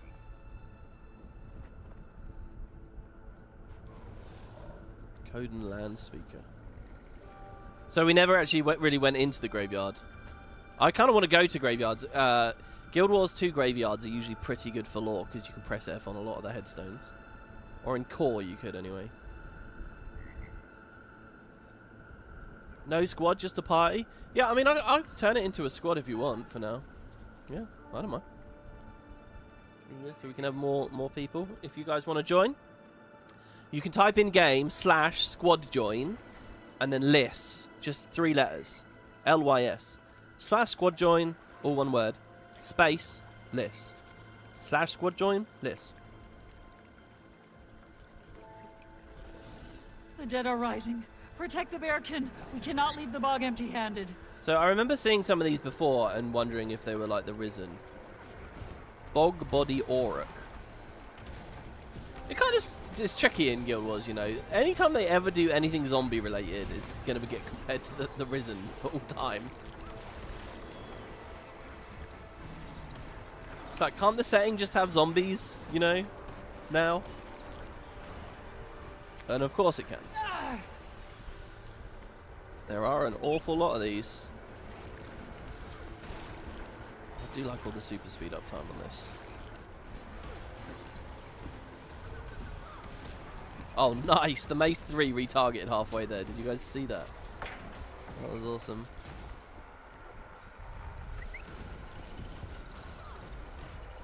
Lots of weakness around in this expect. Lots and lots and lots. And I think that's fine. There should be a reason why, in terms of buildcraft, I'm interested in having some cleanse.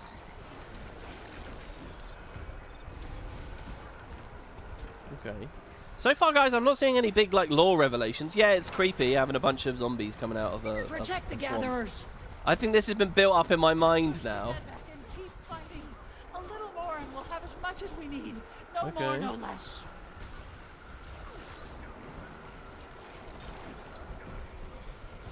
Like, what possibly could be about to happen here that you guys really want me to see?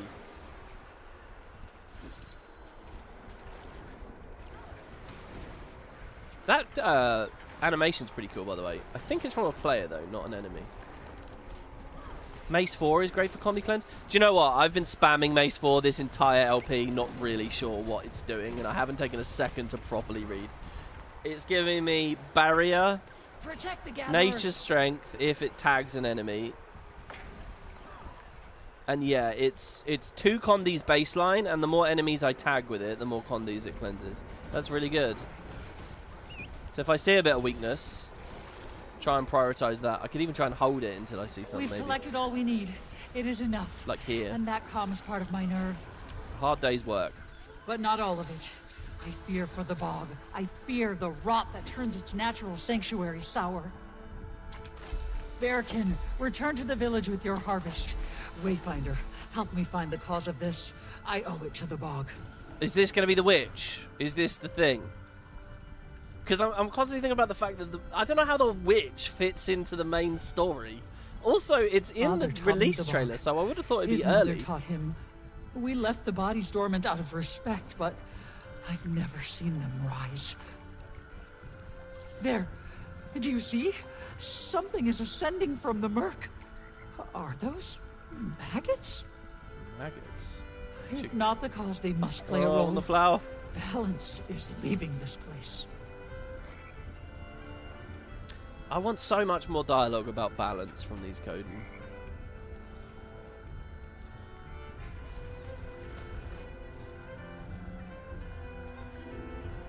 Okay, bog maggots squished, bog bodies infested.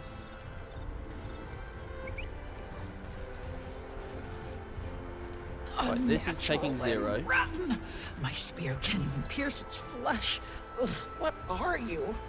Yeah.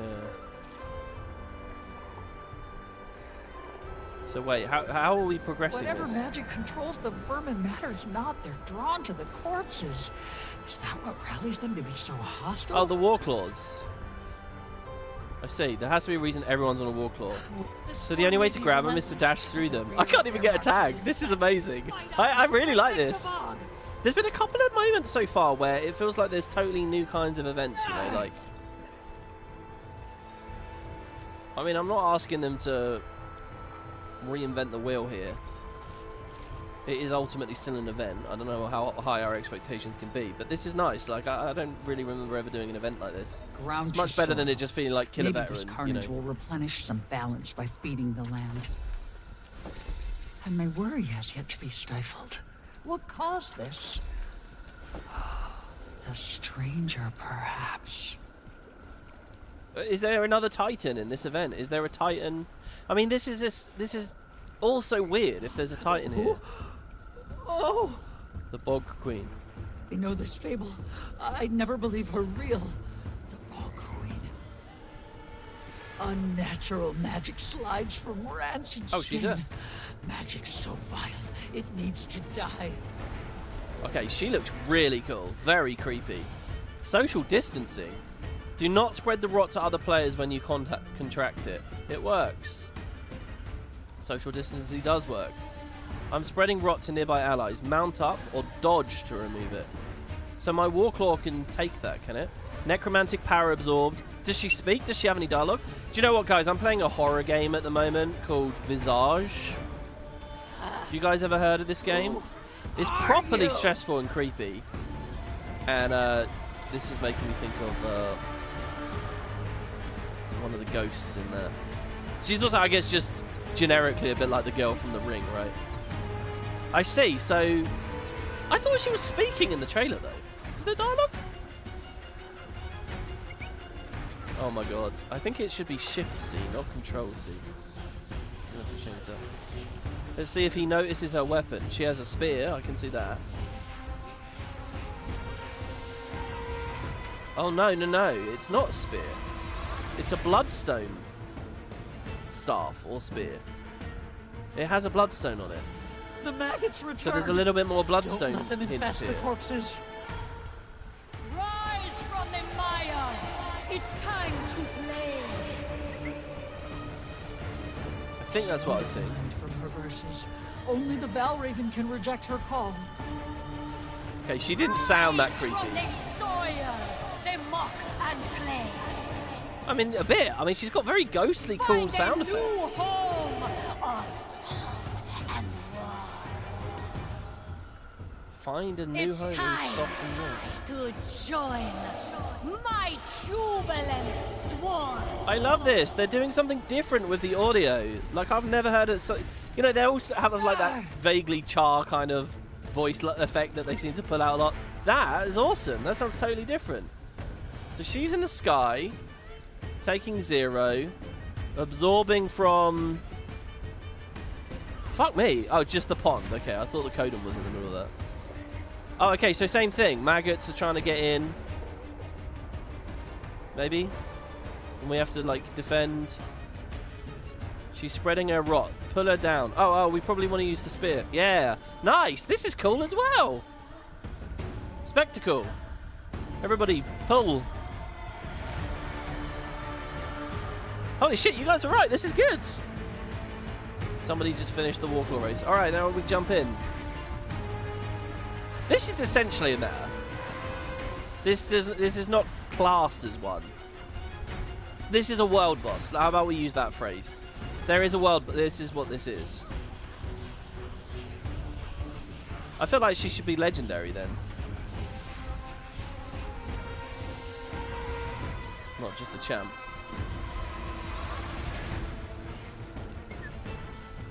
Oh yeah, I have a friend who said there's not a hero's choice chest on this map, so I assume she won't give us a hero's choice chest. Crush, spear, claw, and tear. Do not let her win this Same ball. again. So long as the dead shall More maggots. Mount up and dash through them. It's time to play. Squirm and infest. Rot and egg. Oh, she's awesome. I mean, this is cool. Oh, and we're at a different pool now as well. New home on salt and war. Oh, some of the dialogue's repeating. It's That's a bit of a time shame. to join. This is cool. Just spin around. I like how everyone's going clockwise, but I'm going counterclockwise. Oh no, I got another counterclockwise friend. Oh no, there's a bunch of us actually. Oh, this is totally the strat. Just stay on the circumference. Just keep on spinning around the outside. Oh, and the more you tag, the more endurance you have to tag more. So you could, it's kind of feast or famine a little bit.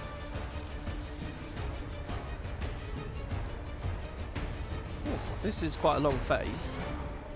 And I assume we're going to have to do it again in a minute, since she's only just below half. You want her as a raid? Yeah, it's funny, Guild Wars doesn't really have space for stuff like that, right? I mean, this is a strike mission. Could have been doable. Or, you know, I was talking all about the Lost Precipice and the decorations at the start of the last part. And I was talking about how it'd be nice to revive some of those features, make it less of a fringe part of the game. I still believe in guild missions, you know, where a guild mission, you know, they obviously have a bounty system within that. And this is exactly the kind of thing that I think you would do in a guild mission. At the end of the day, any content piece they create like this, they can double up or triple up by giving it different forms, you know. There can be a strike variation of this, there can be a guild mission variation of this, there can be a fucking just a regular bounty variation of this, there could be it could be in a raid, it could be in a convergence style experience. By the way, I am like convinced now that we're going to the Foundry of Failed Creations for this raid, and I'm very excited about that. Well, kind of. As from a nostalgia perspective, I am. From another perspective, I just like raids to give us exploration around Tyria.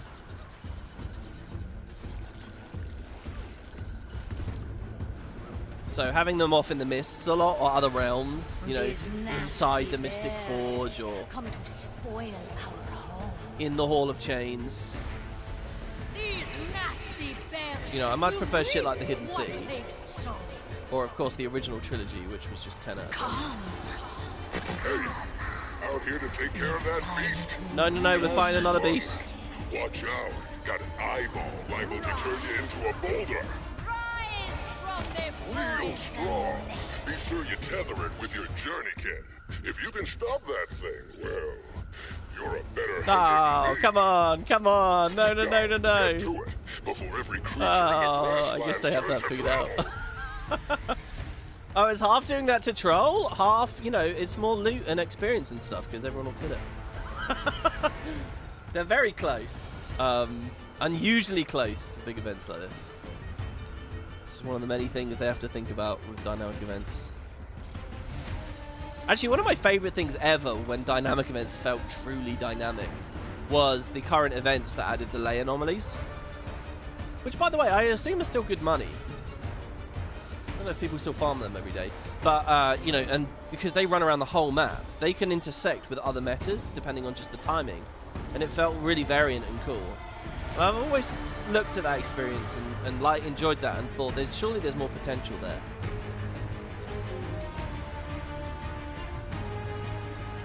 If you split attention with the other boss, this one will probably fail. Really? There's no timer, and it hasn't been stressful in any way. Maybe there's a sort of hidden timer? Oh, the necromantic power absorption might be a timer of sorts. That's true. And if it is, she's quite high, actually. Ooh.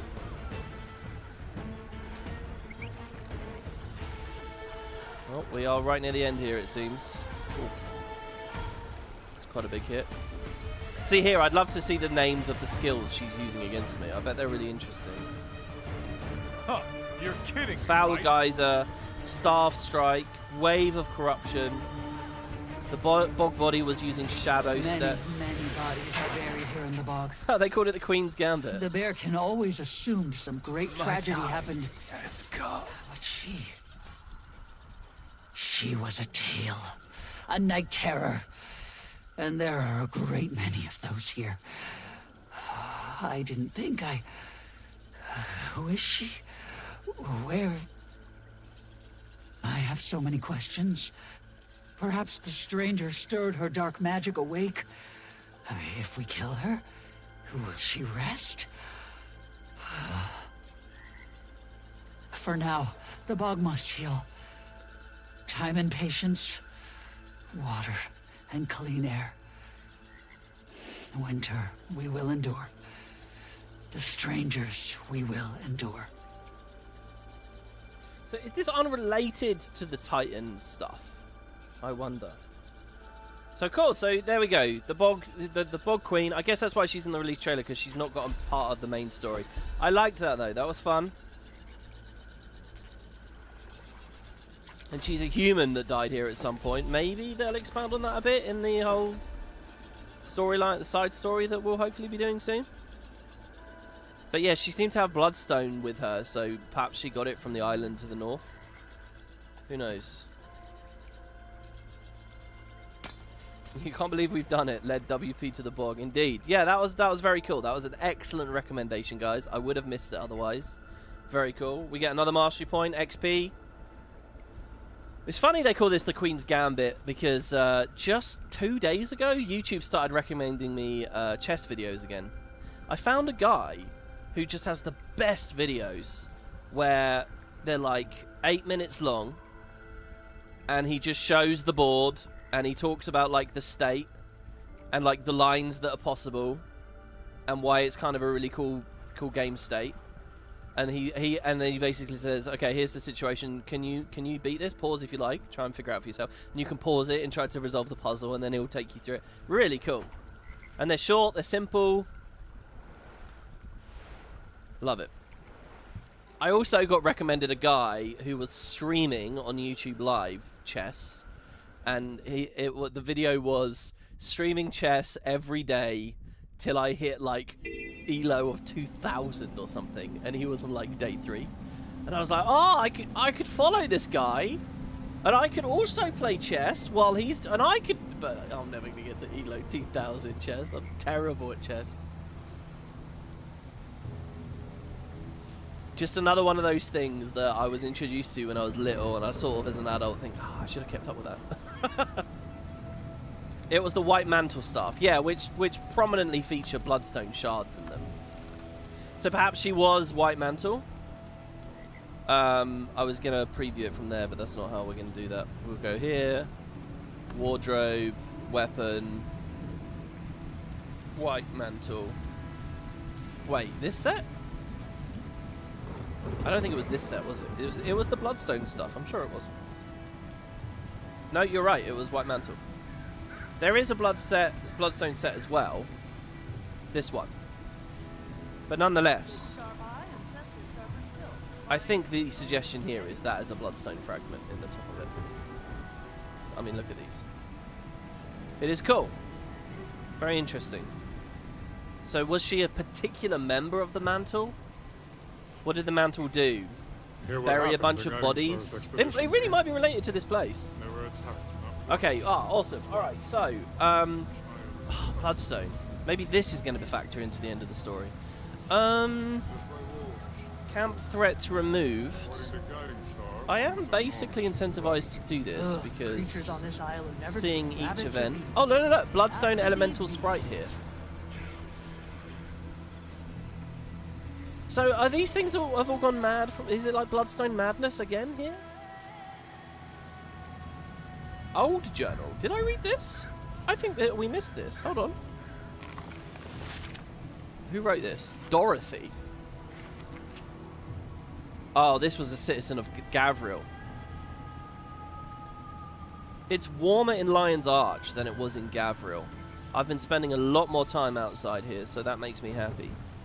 Whenever I feel my heart racing and I can't calm it, I walk to the lighthouse and sit for a while. Wait, in the Lion's Arch lighthouse? The famous Lion's Arch lighthouse that has had so many stories, and on a bad night, the only thing that keeps my head from bursting is staring out at the water and counting the ships in the bay. It helps a little. There's a lone one out there right now. It'll be busy again in the morning. Trading day. I like it when the city's busy. I'm forcefully reminded of the start of Sea of Sorrows here, which had some great descriptions of Lion's Arch and life at the docks. The innkeeper is kind. She's letting me use a small guest room in the back. Just a bed and a trunk, but that's all I need, really. I only had moments to escape. Ooh. This is some kind of, like, work camp at Gavriel. So and all the bodies in the bog were... Okay, that's my theory right now. The White Mantle were working people to the bone at Gavriel, and when they died in their labours, they buried them in the bog. And further, what were the White Mantle doing? Trying to dig up a bloodstone. Maybe the White Mantle fucked up Janthir. How does that work? On behalf of the Massat in Guild Wars 1 era? I don't know. Well, we'll see where it is. I like it when the city's busy, the innkeeper's kind. I only had moments to escape, so I left with my dress and coat and some cheese stuffed in my pockets. Oh, I like all these small details. I've returned the favour by baking bread for the tavern, just like I did at home. It reminds me of Mother. That's bittersweet. She's gentle, the innkeeper. I can tell that she knows I struggled. She's curious, but she doesn't pry. I don't know if I'll ever be able to talk about it. All I know is that whenever one of those terrors from the White Mantle shows their face in town, mine turns white.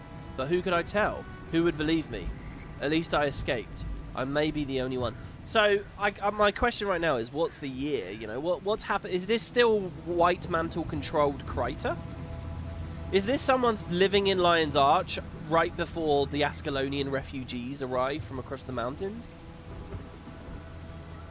Dorothy is certainly speaking as though the White Mantle is still around and showing their face. Like, look at that. And she can't outright accuse them. So that's what I'm thinking it is.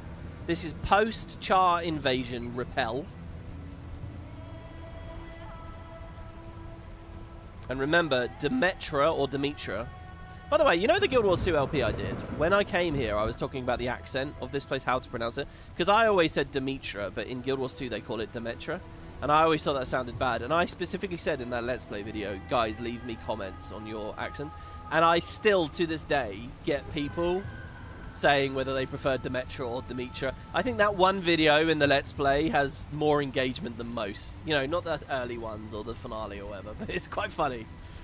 Like, very often I'll wake up, I'll look at YouTube comments with like a morning coffee, and there'll be someone telling me whether they like Demetra or Demetra. Anyway, Charr come, get repelled, Saul abducted, White Mantle in charge. They're doing something at Gavriel. And she fled. Okay, I think I have all the books now from this area.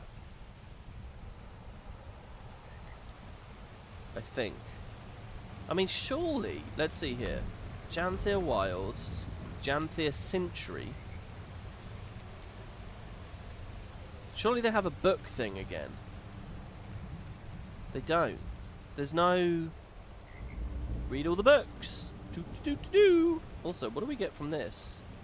I'm a bit nervous about mousing around too much UI. Close call. Alright, whatever. Okay, map Uncharted pockets of the wilderness. We gotta go to this place, guys. This heart is not technically finished. I think we've got enough food to cover the Bearkin and the Skywatchers. But we can deal. What a reward I've received for following my calling. I've bartered the lush vistas, the endless horizons, the gentle caress of rain like sweet honey. Did it come up in Zeus? It might have. I'm not sure. Insects in my eyes and a cavernous void in my heart. You thinking this place was gonna be paradise? That Ma was gonna bring you warm milk and tuck you in every night? That fault's on you, cunt. I got a collection called The History of Blood. Did I? In the side stories? No. Oh, you're saying... Well, let's... History of Blood. I'm not seeing it. The history. Syntri hearts are notably more headache-inducing compared to the Lowland Shore. Are they? Interesting. Maybe that's what I save my tokens for then. Do the original ones manually and these ones. Speaking of manual, toy manual. Congratulations on your new Mr. Quiggles Quaggan toy. With your purchase comes not only a brand new toy, but the satisfaction of taking good care of Mr. Quiggles Quaggan toy. Here are some care tips to give your Mr. Quiggles a long, healthy life. If Mr. Quiggles becomes dirty, wash him with soap and warm water.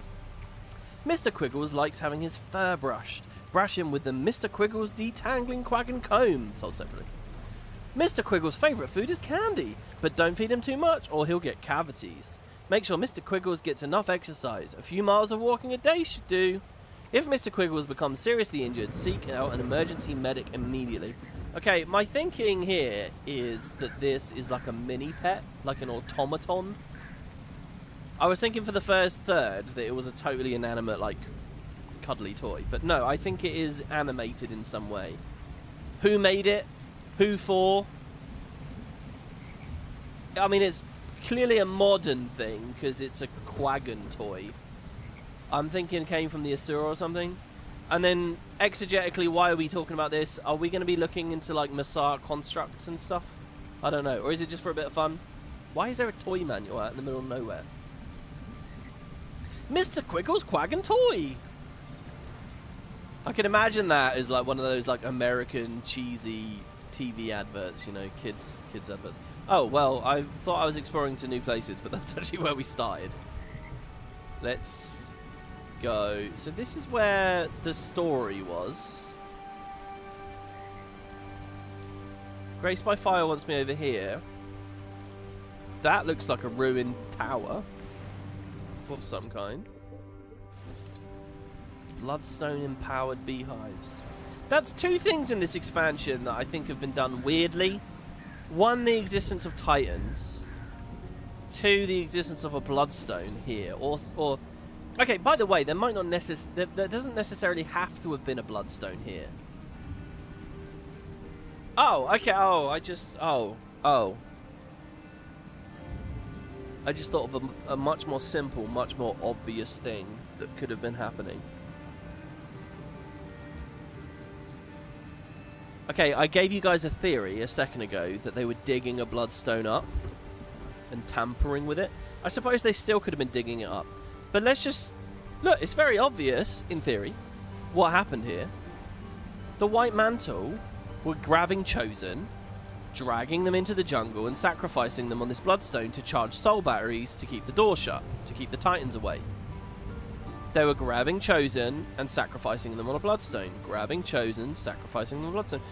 What's to stop them grabbing Chosen, sacrificing them on a Bloodstone? All these bodies, they were people sacrificed in the construction of a soul battery. More soul batteries. It was just another site. You know, in the original game, we learned about the jungle site, but why wouldn't the Masar have had the White Mantle doing it up here as well? If there was a Bloodstone up here, why wouldn't they be doing it in two places? So maybe it's just as simple as that. There were just more sacrifices happening. And these were more innocent Crichtons that were stolen away, abducted, and eventually killed. Now, it could have also been a work camp digging it up or something. And much more excitingly as well, it could have been, okay, the main sacrifices were like logistics and transport. If you're the Masar and the White Mantle, you've ultimately got to get these batteries over here, right? And you've got a population here. So this is a really good Bloodstone to use, right? Really good. In fact, they were taking them to the temple first, weren't they? Whatever. This is just clean. So it would be quite exciting if they had another fucked up plot going on here. Something worse, something different, I don't know. But I think we're going to get a bit of soul battery stuff here. Let's see. Let's see. I'm suddenly very captivated, and look at this here. Are we here? Is it? There's ruins. Oh, these assets look good as well. It looks like the place where we first met Kiera / Lyhr. It looks a bit like the, Stronghold of the Faithful or whatever. But they've coloured it differently, so it feels new. Do you know what? It looks a bit Alien as well, doesn't it? From Oblivion Alien ruins. Just a bit. I think it's because of the white stone. A history most violent. We're here, guys. We've made it. Oh, my lord. Unsent Letter to Saul. Who wrote it? Rhea. Who is Rhea? Rhea? That rings no bells for me. New character? Rhea. Don't know who that could be. Unsent Letter to... Wait, oh, by the way, for as much as I love Saul, literally my favourite character... Well, no, I mean, I like different characters for different reasons. But Saul is one of my favourite characters of the stories. For all we know, we don't really know much about his home life. We know he was a gambler and a drunkard. And essentially an exile. But did he have a family? Is this his wife or something at some point? Let's see. Saul. This will need to be brief. Please, by the way, in the chat, guys, if Rhea is a character that I should know about, let me know. But I think this is new. Saul, this will need to be brief, as I believe my life to be at risk. The twins have been growing more and more impatient with my methods. The twins? Usually quite tractable. Their voices have simmered to a calm eeriness that keeps me upright at all hours, positioned so that the window and door are always in sight. I don't even leave my room without a guard most mornings. I suspect they're bored with the ritual now, working less fervently to hide their victims' screams from the other villagers than they did at the start. It's a bloodbath. What the fuck is all of this about? It feels to me like whenever ArenaNet talk about Saul and the mantle, they're happy to go very grim. And it's good. That brings me to the villagers. They finally open their eyes to the change in tone here. They won't enter any White Mantle structure unless ordered or dragged. They stopped eating our food. A few of them have even managed to escape, like Dorothy. It was going so well until now. 2, they were enamored with the result of our rebuilding efforts. I suppose too many have gone missing in such a rapid succession. It's hard to blame every vanishing on a Valraven. Nice. I like that detail of like Valravens are kind of new to this right here. But here they're explaining that in world, you know, they were around here even 250 years ago. I've tried to slow our movements, but I worry that this has caused a rupture that I cannot fix. The twins are done with me. I beg of you, come back and control this. Rhea. What is this? Okay, my understanding of Saul... Okay, so earlier in this expansion, Galrath, if you guys remember, in episode 1, Galrath mentioned Saul. Okay, remember that Galrath, the undead, he's from this era as well. And we talked about this a bit in Discord. Like, is there an idea that he hated the White Mantle and that, so therefore he hated Saul? But Galrath was not happy with Saul. He had some message. He was like, oh, that guy's a dickhead, basically. I can't remember exactly what he said, but he wasn't very flattering of Saul. And one of you guys in Discord was like, oh, that's mean, I like Saul or whatever. So my understanding of him was he just has a really tragic story.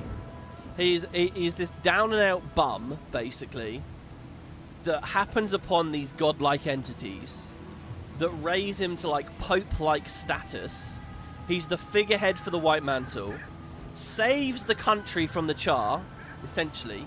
But, oh, sorry, bro, you were just being manipulated by the Masat the whole time.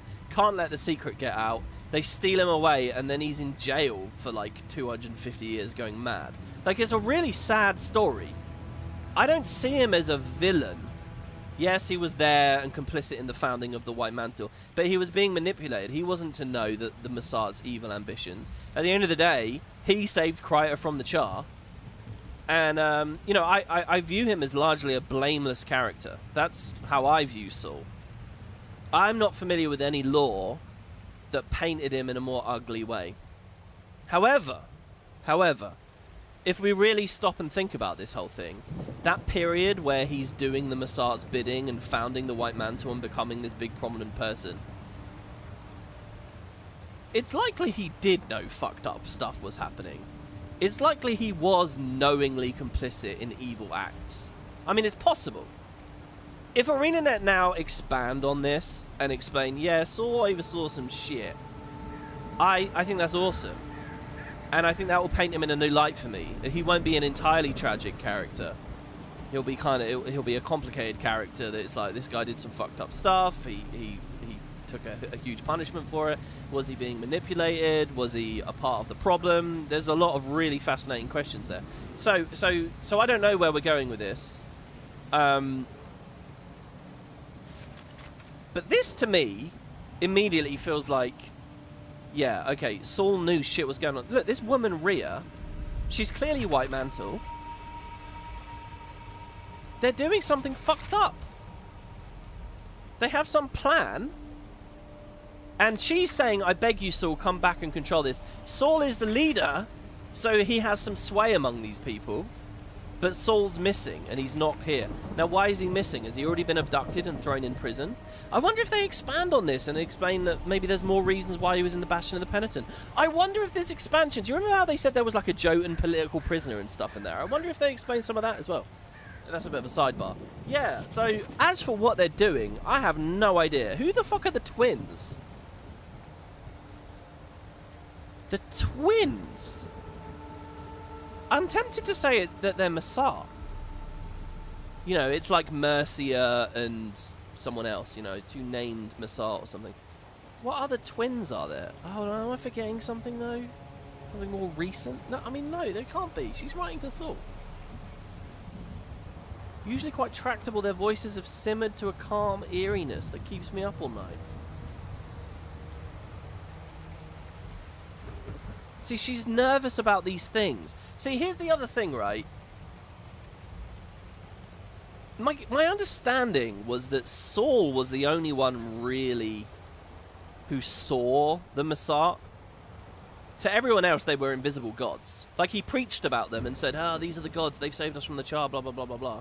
Worship these new gods, fuck the old gods, the Exodus was years ago, the new gods, the unseen ones. But that's what they were, unseen. Saul was the only one that they had revealed themselves to. That was my understanding of it. But it feels like maybe their ArenaNet are expanding on that a little bit here and saying, actually, no, there were other humans who were seeing the Massart. I feel like they're Massart twins. I don't know. And they're really creepy and eerie. Look at that. Their voices simmered to calm eeriness. And Rhea's freaking out about that. They're bored with the ritual. A bloodbath. So this ritual, is this the creation of soul batteries? Is this two Massart that are overseeing a project to make more soul batteries and they're getting bored?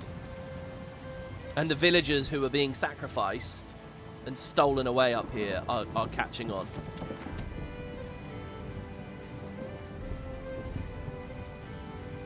And when this has caused a rupture I cannot fix. I don't think we're dealing like a magical rupture. I think it means in the plan. Come back and construct. That's my reading of that. I'm fascinated. Unfortunately, we can't press F on that ever again. It's gone. Okay. Woo! The observation post. Bloodstone empowered beehive, some cypress. Mantle. Long gone by the looks of it. Voiced. What were they doing here? Yeah, oh, and I love, you know, I'm not really a role player, but to imagine I'm a Sylvari trying to deduce all this years later. Just the observation post, eh? Okay, there's another coding thing to do with meat over there. It's just sort of a ring of ruined buildings. Fuck me, there's a lot of question mark, magnifying glasses. I guess we're not actually at Galvris yet. I was thinking we were, but... Oh, there's somebody here. From the Priory, maybe? No, you're from the Astral Ward. You have the markings. Hello. The ruins here sure are interesting, right? I keep getting distracted by remnants of the past. Something awful happened here, didn't it? I wouldn't be surprised. Nothing good ever came from the White Mantle. They killed the Charr. That was alright. Beasts. Human supremacy. Actually, to be honest, they were invading lands they had absolutely no territorial stake in at that point. So, to be honest, yeah, repel the invasion. Why would she be able to see them? Well, the Massart could choose to appear to whoever they liked. Saul wasn't ascended. They could choose to appear. So they would have chosen, these twins maybe would have chosen to appear to some other people. Nice vista, I like it.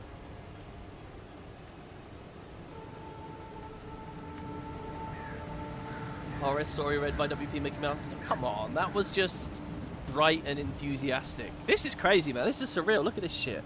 Titans in vistas. Talking about Saul. Using a spear. Interested in gathering the trees because wood has value. Bloodstone shit there. Though, to be fair, Season 3 kind of had its share of that stuff. This is called the Immortal Oak. Holy fuck, this is an oak tree that's feeding off of bloodstone residue on the floor down there. Wow. Now, is this collection thing below or above? Aha! A confused ghost. Hello. It says he kicks. The ghost floats idly, unfazed by my presence. What's that you're reading? Curfew? Since when? All these new rules are making me nervous. Moved all the way out here to escape this kind of thing. I guess I'll ask about it at Town Hall tonight. Huh.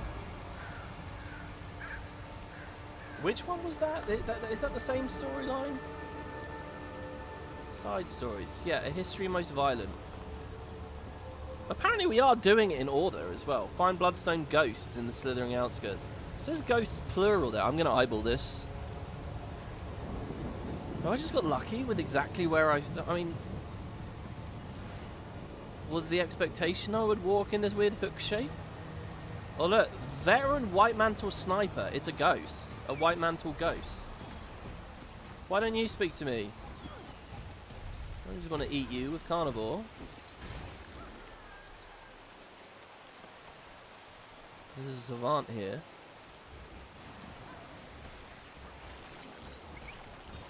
It's interesting that this expansion is sort of revealing that this is cold tundra because we're up north, but also it's kind of still crater. And those two things, you know, I don't really think of in the same way. Bloodstone Hill. Oh, on that POI, that's called Blood Hill. How do I know where to go? Oh, I need more direction. I don't want to miss a thing, and I don't want to be... Okay, well, look, we met a ghost. I will grab this, because it looks like there's a ruin over here. There is, look, we can see it. And there's a POI, and it might have an interesting name with them. There's a bee. The Twins Table.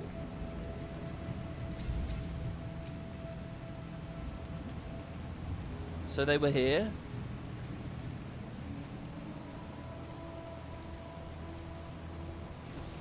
Oh, there's something really cool about, like, the mystery and just sort of the quiet inspection of this area of the world, trying to figure it out. This is pretty, by the way. I like this. These trees.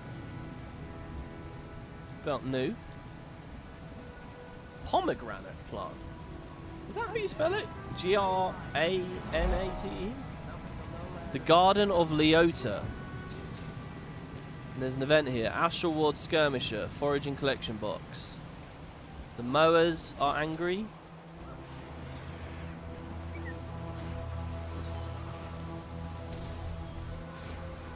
That's a mist-burned bee. Oh, where's Waiting Sorrow? She can surely teach us something about some of this stuff. Animal meat.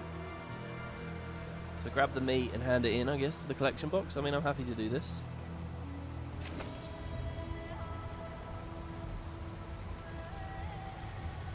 I met the meta of this map, the pomegranate.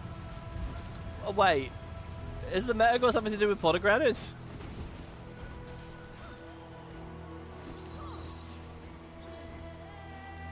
You want the lore books that are from in-game available in your homestead.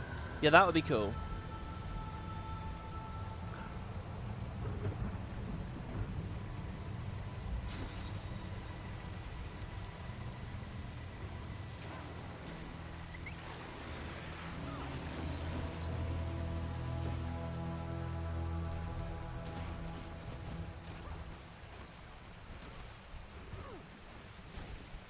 I'll throw a spirit in if I have to. Oh, we're done. We've got the meat and we've got the pomegranates. And I've contributed one of each. Oh, the meat just despawned. Okay, so this was called the Garden of Leota. Cloud, good work. That's a full basket. Can you get this back to camp, Solana? Hopefully this will make some of the lowlanders a little less wary of our presence. Same enemy, just hungry. I'm disappointed that that had absolutely nothing to do with the environment or the lore here. Surrounding a tree. Okay. I noticed guessing we got this storm sound as well here. Feels again very like Bloodstone Fenny. Not sure where to go, guys. I guess we can go grab this. Where's the actual town? Is this considered the town? It's just very spread out.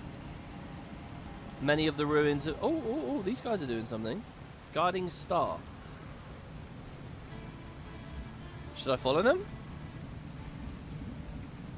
They could be leaving, though. They could be going somewhere, or they could have just finished an event. Janthir B. We got that. You didn't really have much to say. Yeah, I guess I'll go over. In fact, hold on. There's a magnifying glass here. Yeah, but that's the main story. Oh, there's a rift. So look, there's not. So there are titans coming out of rift. See, this is weird as well. The story, the main story, is one titan, potentially more. Yet while I'm wandering around the open world, I'm seeing rifts with fuck tons of them coming out. I'm guessing by the end of this story, the rifts will... Yeah, look, incursions. The titans are coming from somewhere. Is it the foundry, or is it another new foundry? I read a book about Guiding Star. Yeah, they just finished stuff? Yeah, okay. Alright, well, here's a graveyard. Mistburned boggers. See, I tend to associate a boggers with a loner and hot climate, so it's also kind of funny to see him here at the time. There's a mastery point on another one of these trees, again infused with bloodstone matter. Find a way to climb up. This is cool. It's funny, in core, you'd just be jumping on a few planks. Now it's you're climbing up on a springer to emulate the same sort of thing. The rifts are not titans, that is titan spawn. Sort of feels like we're splitting hairs there.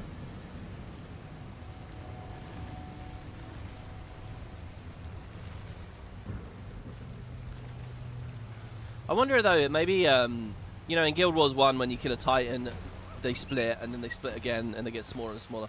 Are we going to start pointing out, okay, the big ones are titans. That once they start splitting, their titans spawn. Is it going to be something like that? I think it's interesting as well. This is a titan spawn. It looks like a grub. Again, in the original game, a bunch of the titans you fight just look like generic enemies. They look like, you know, imps and stuff, you know. So I think it's fine for a titan to look like a grub if a titan could look like an imp in the original.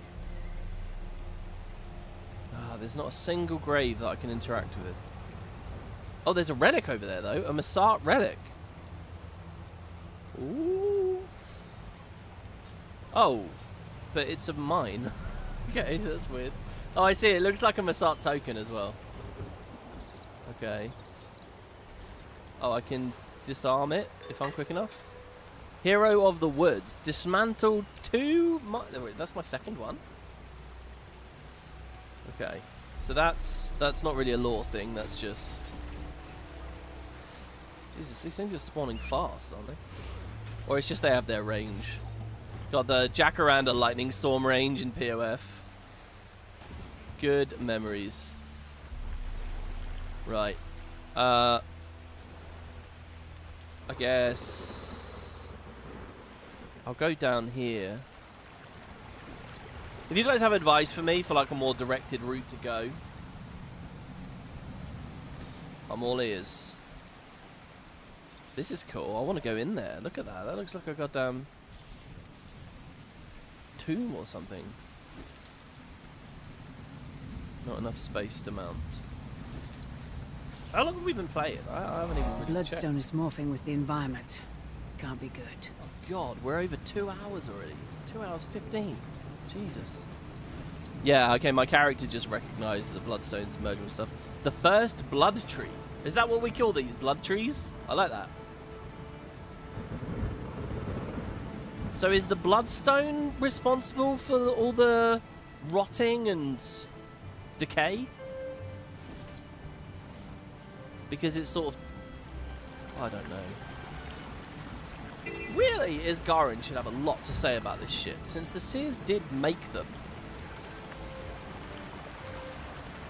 Just let's recap some real basics here.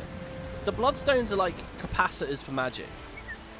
One of the Seer plans for the previous Elder Dragon Rising was to hide a huge amount of the world's magic away in Bloodstones. The dragons wouldn't be able to eat it. So then once they go back to sleep, the world still has magic. That's the plan. And then, again, more specific details. The Shadow Stone story. What's the difference between a Shadow Stone and a Bloodstone? I can't remember. Oh, this is lovely, isn't it? Wow.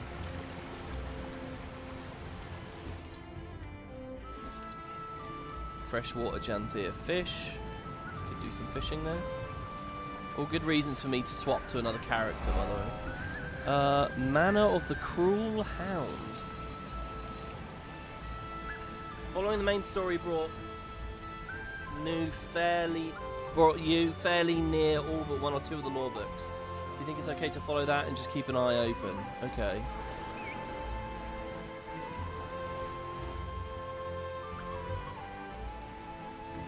This is nice as well. I like the fallen trees and stuff. I'm looking at a bunch of these trees now, like, can I get them for my guild hall? Can I get it? Give, please? Okay, right, we're back here. It's weird, I'm essentially doing map... 50 POIs on this map, by the way. That's a big map. I'm doing map comp, essentially. But what I'm really just trying to do is find lore. There's an interesting island here with a mastery point on it. And a POI out there. I wonder if there's a ruin there. I feel like I've canvassed this area quite well. Oh, what the fuck? I went down. And then rallied. There we are. Oh, I just weapon swapped in the middle of casting the Condi Cleanse. I was literally saying out loud, here, we can try the Condi Cleanse, but I was too ambitious about how long it would take. By the way, this scout icon feels new or something. An adventure scout. I'm going to go have a look at that. You're insatiable for more decorations? Yeah, I'm curious what the range is like in the homestead. What's new, what's cut. And by the way, that's as well. Charged Titan ore. Charged Titan ore. A new material. Nice. Okay, hello. Journeykin, Warclaw Run Adventure is here. Yeah. This is the river mapping adventure. River mapping adventure. Wow, there's so many adventures they have a scout for them. View from the top adventures right here. The Save the Woodland Creatures adventure is here. Oh man, this is good. Holy shit, by the way, the map's massive. It unfogged it briefly. All of that is playable. All of that. I was sort of thinking it was just going to be that. Apparently I got I got a relic for speaking to him. Relic of the Blightbringer. Gain stacks of Greer's Virulence when you inflict poison on a foe. After reaching the maximum number of stacks, the next time you inflict poison also inflicts additional condis on nearby enemies. They're kind of trying to compete with Relic of the Fractal, and it's not working out. I really want a sort of new pass on relics and how they're working. But my thought as a ranger there is bust out the short bow. That's our second relic we've got. Vista here. That looks like another ruin. I'm going to go up to that.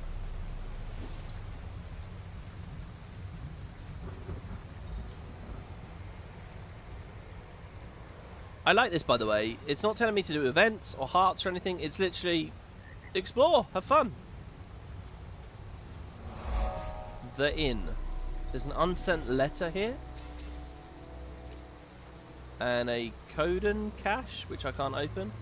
Oh yeah, I think somebody recommended I spam sniff while playing because I could get caches.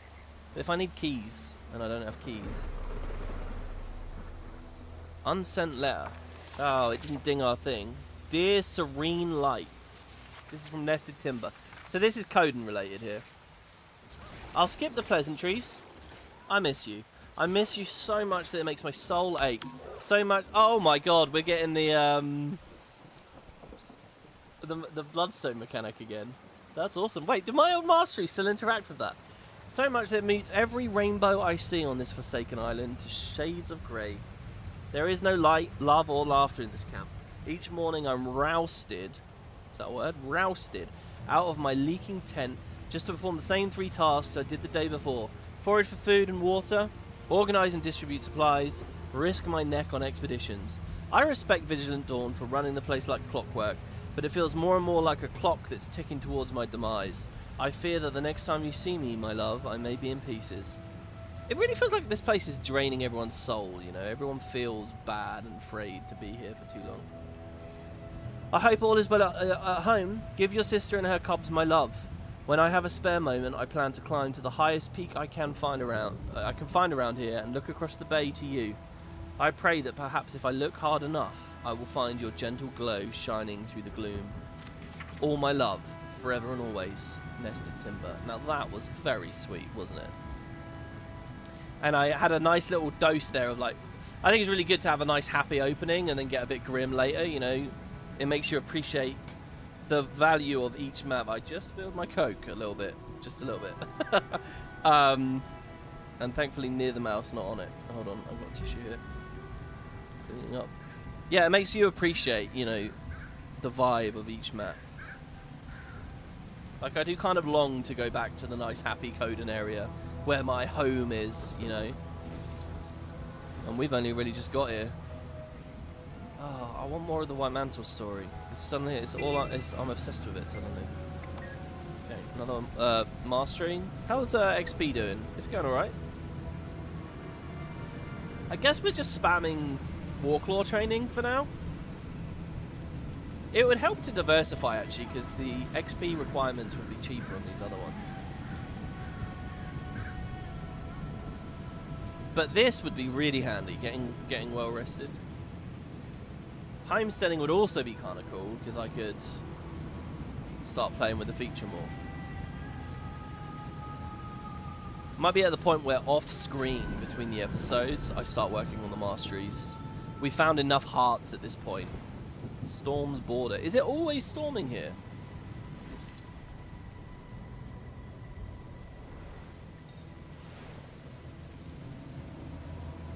More charge titanol. I will grab it. Who knows what it's useful for.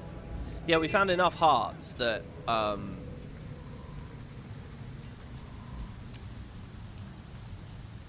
you know, I can go back and make progress on them and start trying to rank them up and stuff. Battle Dance Beach. The Astral Ward's here. I'm back in range of the original heart. That place looks absolutely miserable. We're not going to find any ruins over there, so... Well, maybe we will. But something tells me not to swim across that just yet. I'm going to go here. Let's go back to Blood Hill. And let's do it around on the north, so that we unfog this stuff up here while we're on the way. It's funny, usually if I accidentally tag something while moving around, it's annoying because you get in combat, you slow down. But when it's on a mount, it's fine. And in fact, the reverse is true. We're actually gaining endurance.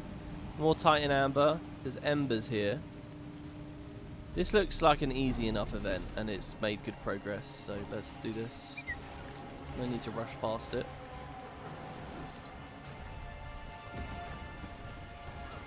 I'm getting to the point where I'm familiar enough with these weapon skills now that I kind of want to go back to Untamed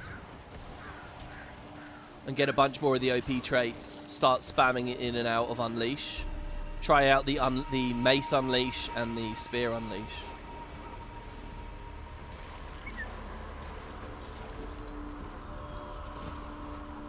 And see the efficacy of the build go way up. Of course, there's a question of what line I would drop. It's funny to me as well playing this on a core ranger. Kind of shows how the game's moved on, you know. It would be unthinkable a few years ago to play new expansion content and not be on an elite spec. The flames never last, but they always return. Okay. The air is still So yeah, and the meta seems to be storm related as well. Lucid Boulder. That looks like a really interesting enemy design as well. Liminal Conduit. Lucid Boulder. Oh, more elementals. This time icy ones. It's just there's a lot of things that just point to like the magical balance. It's just messed up here, you know. You've been playing around with Untamed Spear. It's nice to see. It's nice since a lot of the spear cooldowns are long. More buttons to press. That's not good. You think that the cooldowns are long? Those elementals down before they take their little party straight to camp. I mean, I guess yeah.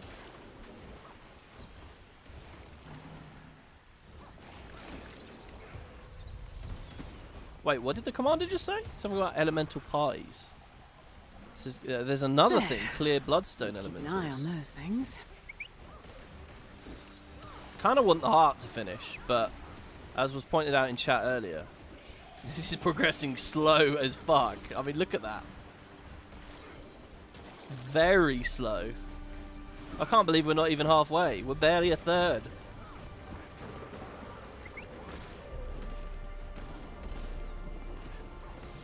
And this was several events of progress.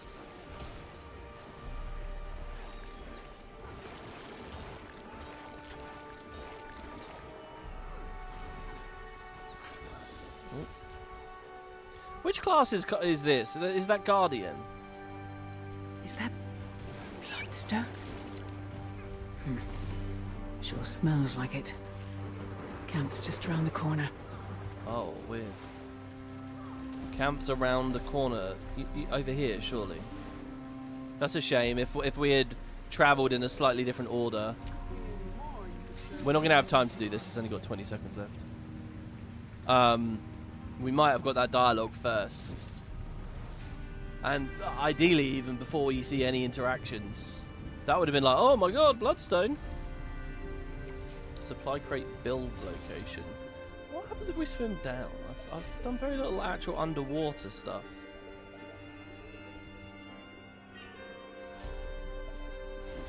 Not too much is going on. Ah, look! Missart Constructs. Jade Bow here. And Jade Armor over there.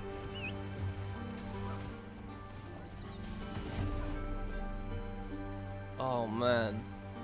Is someone going to talk to me about these things roaming around?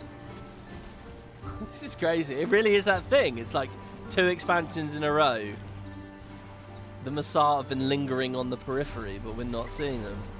I mean, these could have been left over from years ago.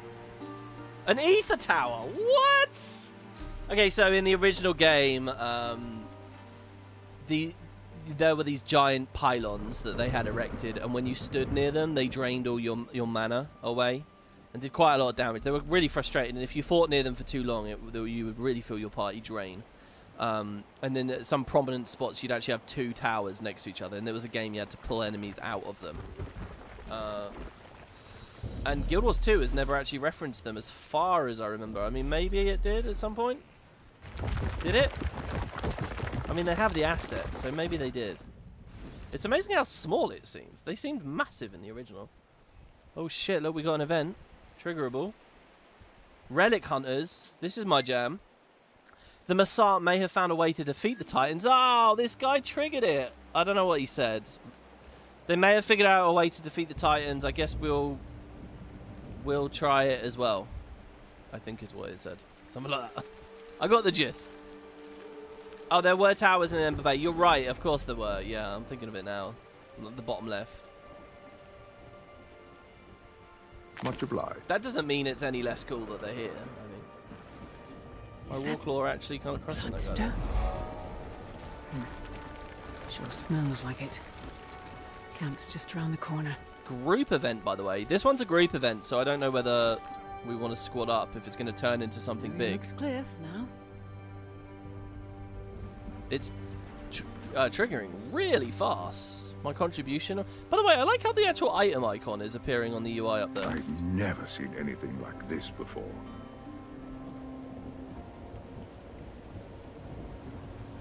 It's okay if it got triggered while you were in it. It doesn't really matter. I only got silver. Oh my god. Oh my god. excited to unlock the secrets hidden within this hall.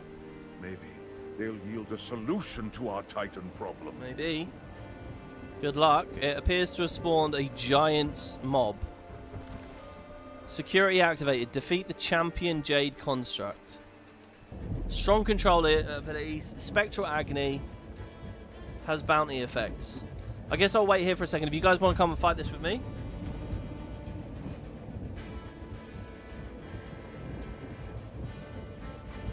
Is that there? Holy Keep an eye on those things. Wow, he's got some kind of vacuum attack. There was a weird telegraph there that appeared for a second and then disappeared. Someone went down. That's weird because I actually hadn't taken any damage.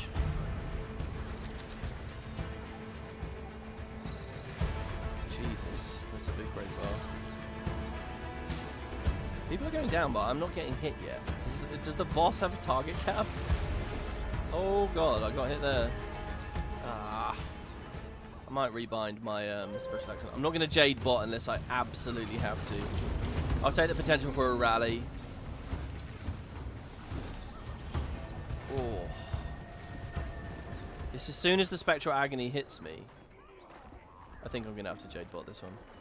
This guy's brutal. This guy's hitting harder than the Baba Yaga Witch. Oh man, the Carnivore heal there was so good. I guess I'll heal with my Warclaw as well, because that'll heal everyone in the area. I'm preemptively using guard here. Oh, actually, is that getting me killed? Protect me? No. Oh, fucking hell. Okay, there's got to be something smarter we can do here. This is crazy. As a ranger, we thankfully get our own free Jade bot. Oh god, I should have pet swaps. The eagle's a bit fragile. It's okay, his break bar went down. Look at that. Ranger, overpowered supremacy right there. We're up. Okay. Break bar. The 3 is big break bar damage, if I remember. Nice, we're getting on top of him now. He barely had any time to do anything there. More barrier. More quickness. Dodge that. Oh god. I double dodge. I don't think I really quite got the timing right. He was in the air for a long time. Alright, down he goes. Nice. We get a Vista, and if we trigger it quickly, it will hopefully show us a bunch of oh my god, it's showing us to the north. What the hell? Okay, if there was a Bloodstone, we're looking at where it was. That looks like where the Bloodstone would have been. Oh, it's such a shame my Bon is dead. He could have told us so much. His Garen could tell us a lot as well. Okay, I'm thinking there was a Bloodstone here. And it looks like it either blew up or got mined to nothingness. I think we're looking at the site of an explosion though. Oh look, here we are. Look. Ooh. It's called the Sacrificial Grounds. So they were killing people here again. What do we think happened? Was there an uprising while they were making soul batteries? And it all went wrong and blew up? But is it possible there was a Bloodstone explosion around the 1070s and no one knew anything about it? And one kind of close to Crater at that. What was that about us being eliminated from history earlier as well?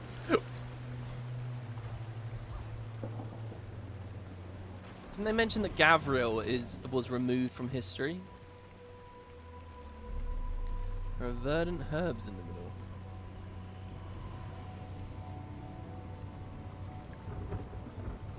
Jesus.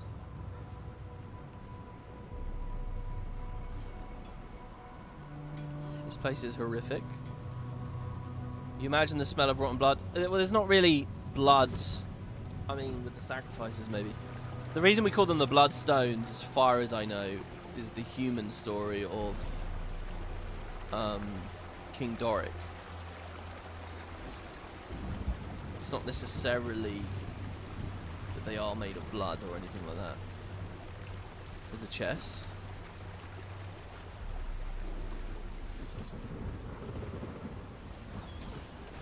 It's cool to think that the gods were tampering with these things and threw them in a volcano at one point. Or like the one grand unified bloodstone. Just imagine how insanely cool that thing was. And the gods had it in a raw. I don't see a chest.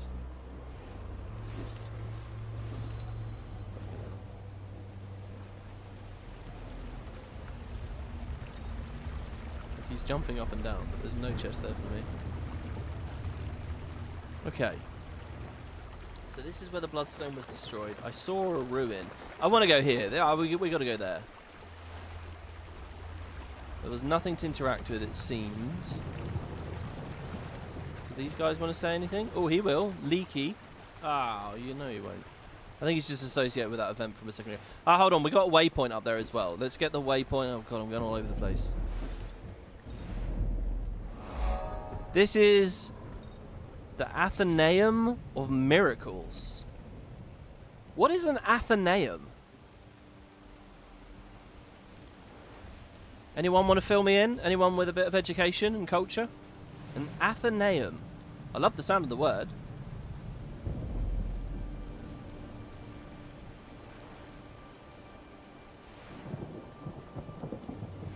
WB, check the skybox.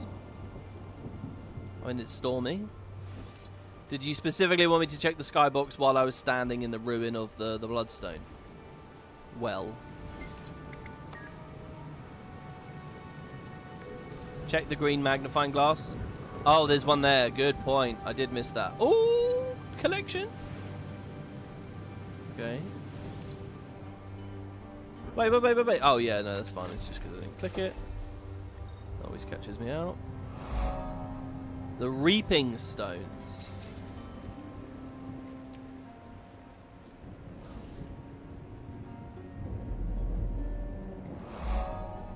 The Faded Neck. An imposing ghost and a fanatical ghost. This one's groaning. We're being attacked. Oh no! Oh, we can still. Okay. The icon's gone, but we can still.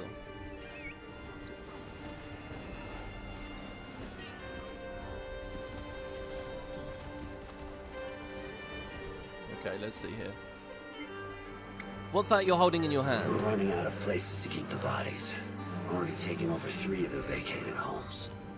If you would permit me, sir, I have a proposition. Dump them in a bog? There's a big bog just south of us on the mainland. Perhaps I could store the bodies there. It's thick and discreet. Yeah, sure. Whatever keeps them out of my house. Consider it done. So, who's the White Mantle woman that got killed? Because presumably... Oh, what if it's the girl? Hold on. What if Rhea is the Bog Witch? She ended up getting killed among all the cattle, let's say, the chattel. The people that were being sacrificed, and yet a White Mantle ended up dead with them. So did that White Mantle betray them, or just fail in the eye? Maybe the Masat were upset with her progress and ended up just killing her and disposing of her. She was scared. I think that's Rhea. I think the Bog Witch is Rhea. That's my guess for now. What do you think? Groans. Alright, then I'll leave you to it. Oh, we don't get another thing. Weird. When I clicked that, it looked like the bar climbed a bit more. Maybe as this story goes along, we'll learn a little bit more about, you know, the struggles she was undergoing. So that's the Faded Neck up there. I'm not going to go there yet. We're going to go get that waypoint. And we're also going to get the magnifying glass in the Sanguine Crater.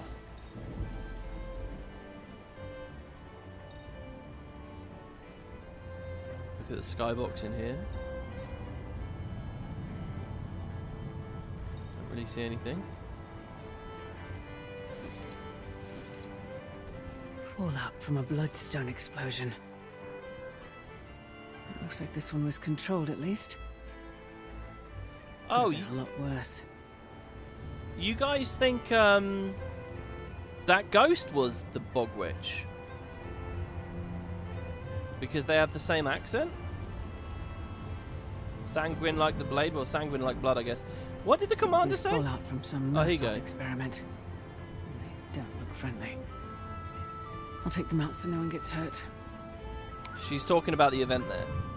But she said fallout from a bloodstone explosion. Looks like this one was controlled at least. Could have been a lot worse.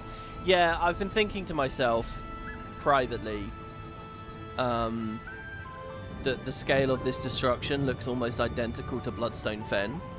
But we know that Bloodstone Fen was controlled by Balthazar. I was kind of thinking a bloodstone explosion that's not controlled would just fucking destroy everything. So I came here and I saw it was about the same, and I didn't say any of that out loud because I was thinking, well, maybe that's just game engine stuff. It was like a minor disappointment rattling around somewhere in the back of my head. But now here, look, in lore, the commander has speculated, and I'll take it as some truth. This was controlled as well, which is cool. Which addresses a little niggle I had in the back of my head. That is very cool. Okay, now to the... Okay, let's do this. Oh, in fact, let's do this. So the POI down there. Bloodstone Fen could have destroyed LA. Oh, was that specified? Was it in season 3?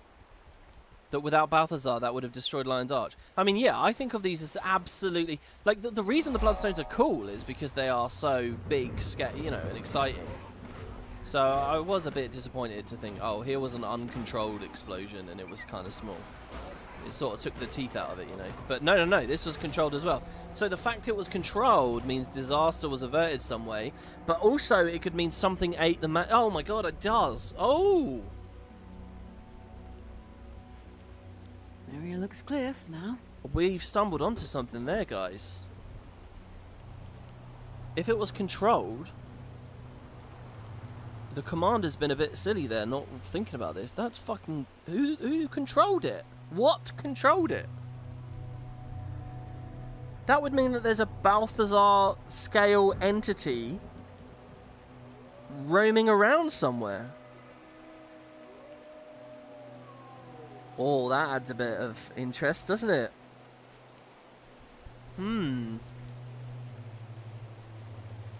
Holy shit, whatever this story says now is kind of interesting.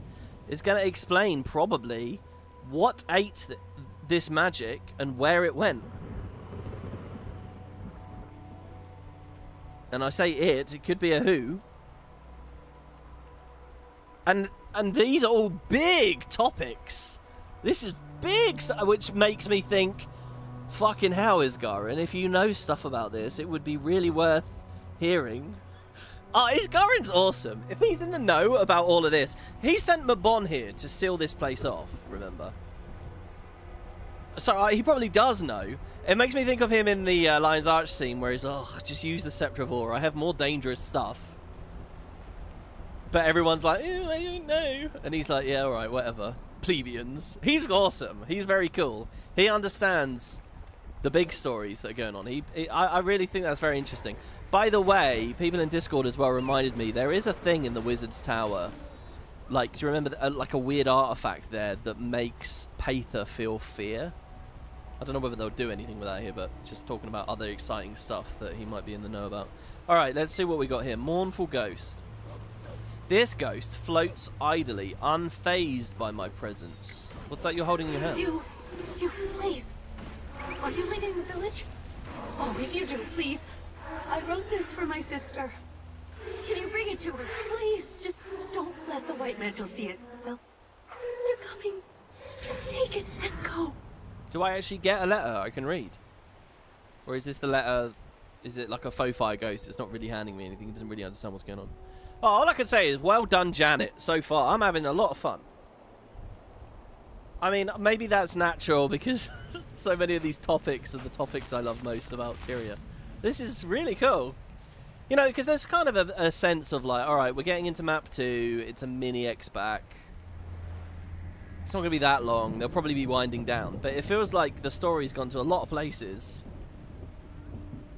Major code and cache. There's also a record up there. Of some kind. Hold on. A researcher's record. Holy shit. The Heart of the Obscure hums in my possession. Is this from Waiting Sorrow? I think Waiting Sorrow's got this, but who? Let's see. The Heart of the Obscure hums in my possession. My eyes flash, and the old Massart script on... Oh, never mind. The old Massart script on the scroll shifts until it becomes familiar. Readable. So the Heart of the Obscure has allowed me to read this? Oh my god, we're getting info from the Massart. There is no... thing. There's no signature. Pretenders. Never have I seen such a farce. There's a chance Mabon wrote this, by the way, on his journeys here. Pretenders, never have I seen such a farce. I would almost be impressed if I had less than a pinch of self-respect left in these ancient bones. What Manikaz and his cabal of our peers are doing to that town may yield impressive results in time, but the theatre of it, gods, and the unseen they call themselves, and what's worse are those preening white mantle sycophants that sit at their talons. Oh my god, calling them talons.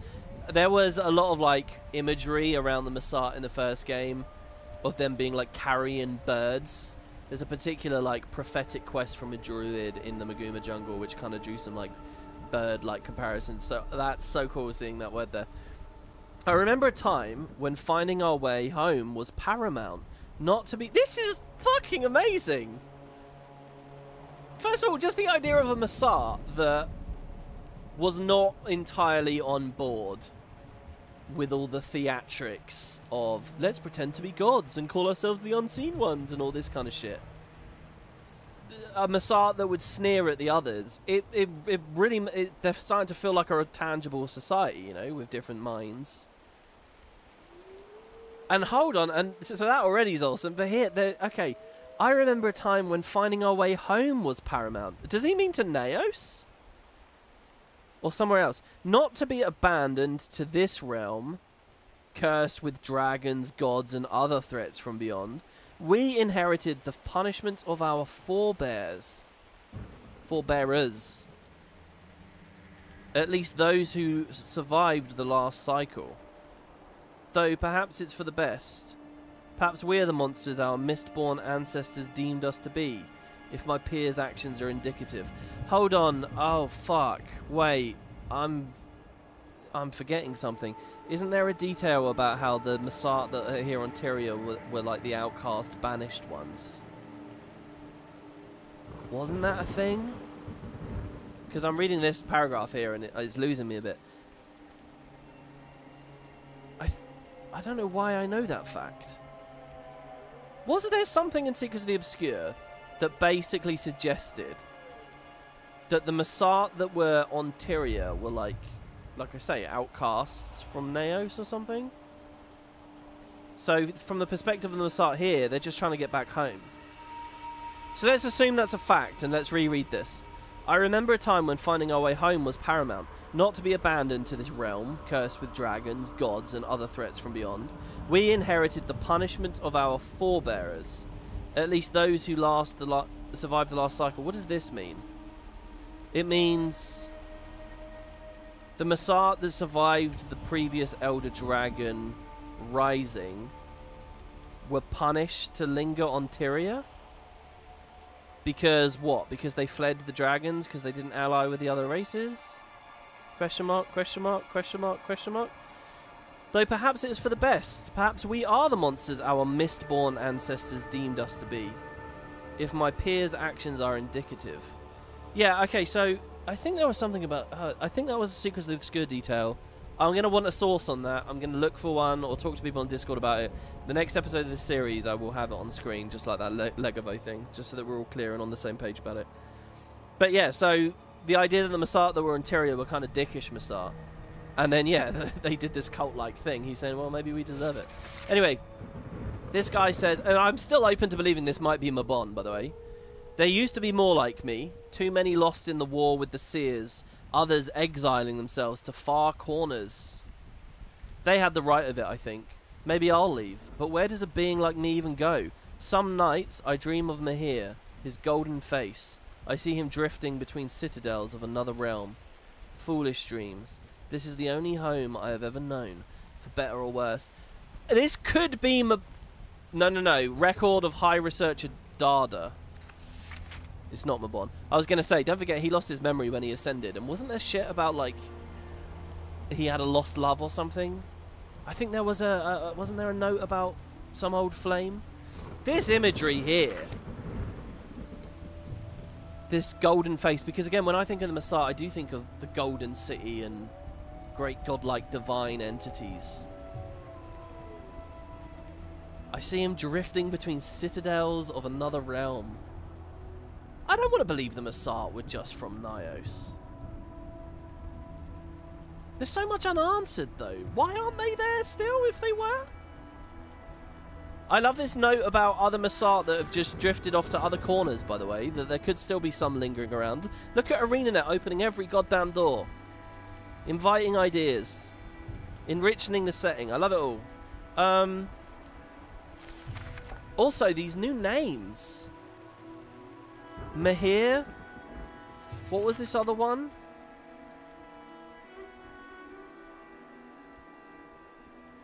Manikaz. I'm almost sad that I'm not hearing about Optimus Caliph. Optimus Caliph was like as far as we could make out in prophecies, kind of the leader of the Messiah at the time. That was the last big named Messiah that dies, you know, at the Onyx Gate and so on. But Manikaz here.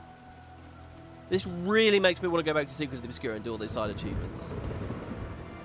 And then High Researcher Darda. And the Heart of the Obscure allows me to read this. We gotta find Waiting Sorrow, man. She invented that fucking thing.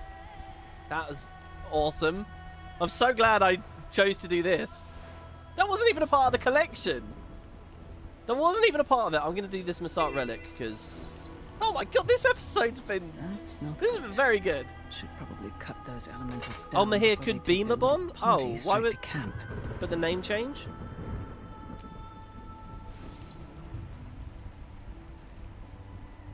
It would be interesting if he came back here at Isgaren's request to set up the barrier or whatever, but found records of his old life while he was at it. Isgaren probably wouldn't want that, right? Isgaren's great. Okay, this was Bloodstone Research Camp. We're back to talking about Titans. The Titans spawn, referred to as shards by a few of the locals, act in a subservient fashion in favor of their progenitor. We were just talking about this, the difference between a Titan and a Titan spawn. One of my research assistants has hypothesized that they are no different than white blood cells inside the body, mindlessly reacting to the progenitor Titan's needs. They attack threats to the body. They attempt to seal the body's wounds. When one is killed, the primary specimen releases another. You see, so we're getting a bit more specific detail about their splitting and fragmentation. This camp is devoted to studying the strange going-ons in this area. Little Titan fiasco or no, getting the chance to study a Janthir island is not an experience to be missed. Oh yeah, do you want to get married? I think the Astral Ward was more familiar with Janthir.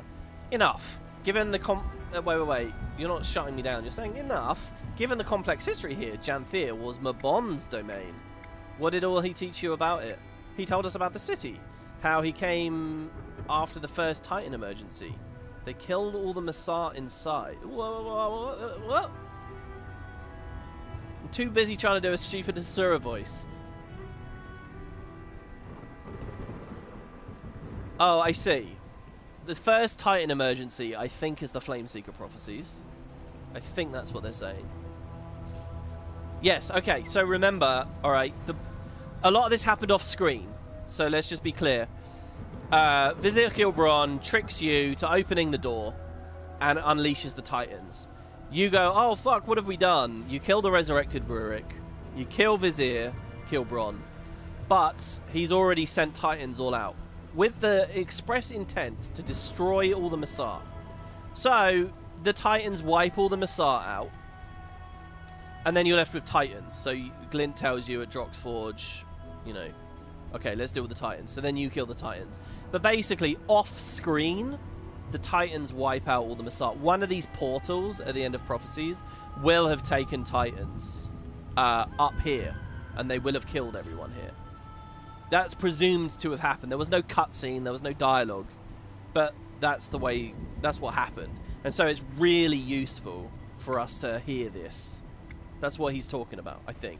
The first Titan emergency, 260 years ago, Titans came here and killed all of the Masat that were at the city. We never saw that, but it makes sense. It's good to have it clarified. If the Masat and Titans are dead, why keep the rest of the Astral Ward away? I don't know. I never pried much. I'm sure it was very complicated for him. His people were not kind. When the Titans killed about everyone in the city, probably not something he wanted to think about. Complicated indeed. I like to think there's a little bit more to that. But that was another 10 out of 10 dialogue there. These little moments where they go back over basic plot details and like reinforce them. Tell if it's one spirit or 10, but voices beckon me. There. They need help. The wall between this place and the mists is incredibly thin. We must be careful and fast. There. So many voices rushing at me all at once. Gasta, listen to my voice. Shut the window. So many tortured souls. Too many faces and eyes to count. They fed us to the Bloodstone. You can't escape They us. fed us to the void. Tear us apart. Let us bleed out. What happened to them? The spirits? Gasta. I like that voice, by the way. We need to extract whatever inks is clinging to Gasta's soul. So it seems that the people who were sacrificed, I always understood it that their souls went into the batteries and they would have been shipped off. We stood until... But their spirits linger here, it gave seems. out. We screamed until our lungs burst. So to be clear as well, it has not been confirmed batteries were being used here. I still don't know what exactly these sacrifices were for. It might not have been to charge soul batteries. It could have been something else. Are you okay? Gasta, look at me. I'm fine. I'm sick. What happened here was vile and cruel. What did you see? Bodies stacked high. Hundreds of Morsat masks just watching. Oh, that's cool, isn't it? Everyone. What a vile, horrid place. That's great imagery. Just think about it. All the bodies, all the sacrifices, all the carnage. And meanwhile, an unseen audience of invisible Masat, like just standing in a ring, watching from behind their masks. Just standing there eerily, watching. It's creepy as fuck, isn't it? It's really good. And that's how I like to think of the Masat. These evil, bad Masat at any rate. Oh, see, I've already forgotten. What are all the names we had? Who's Cabal? What was that guy's name? Oh, fuck. That took me seconds to forget. What was it again? Maldriz or something? Right, let's move. Okay, this feels like a big, oh my god, it is a big location. The Cathedral of Blood.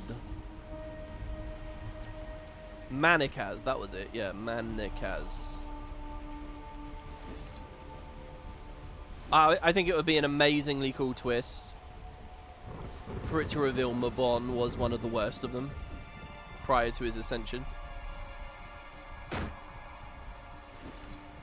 A waterproof chest. Bloodstained logbook page. Week 21. 1. 29. 1. 36. 1. 48. 1. What are they tallying here? What are they marking? 66 weeks of progress. We had 2. Surely that isn't sacrifices made. The numbers are too low. Perhaps it's... if they were manufacturing something, maybe... No, but it's so erratic. This isn't about them manufacturing or something. This feels a bit like they're watching the wildlife or observing phenomena or something. I can almost be like, oh, it's number of Val ravens spotted or something, you know. But obviously not. This is obviously going to have a deeper meaning. But it's that kind of thing, because the numbers are just very strange. This is not consistent. What are they logging?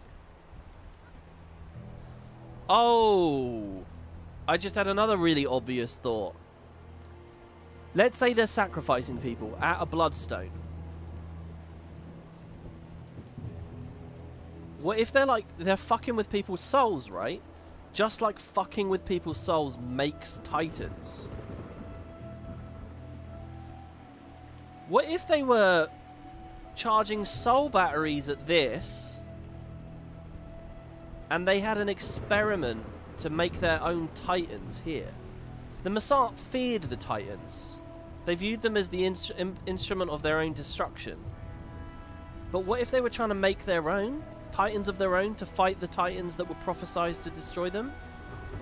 What if this was their attempt at making a foundry of sorts?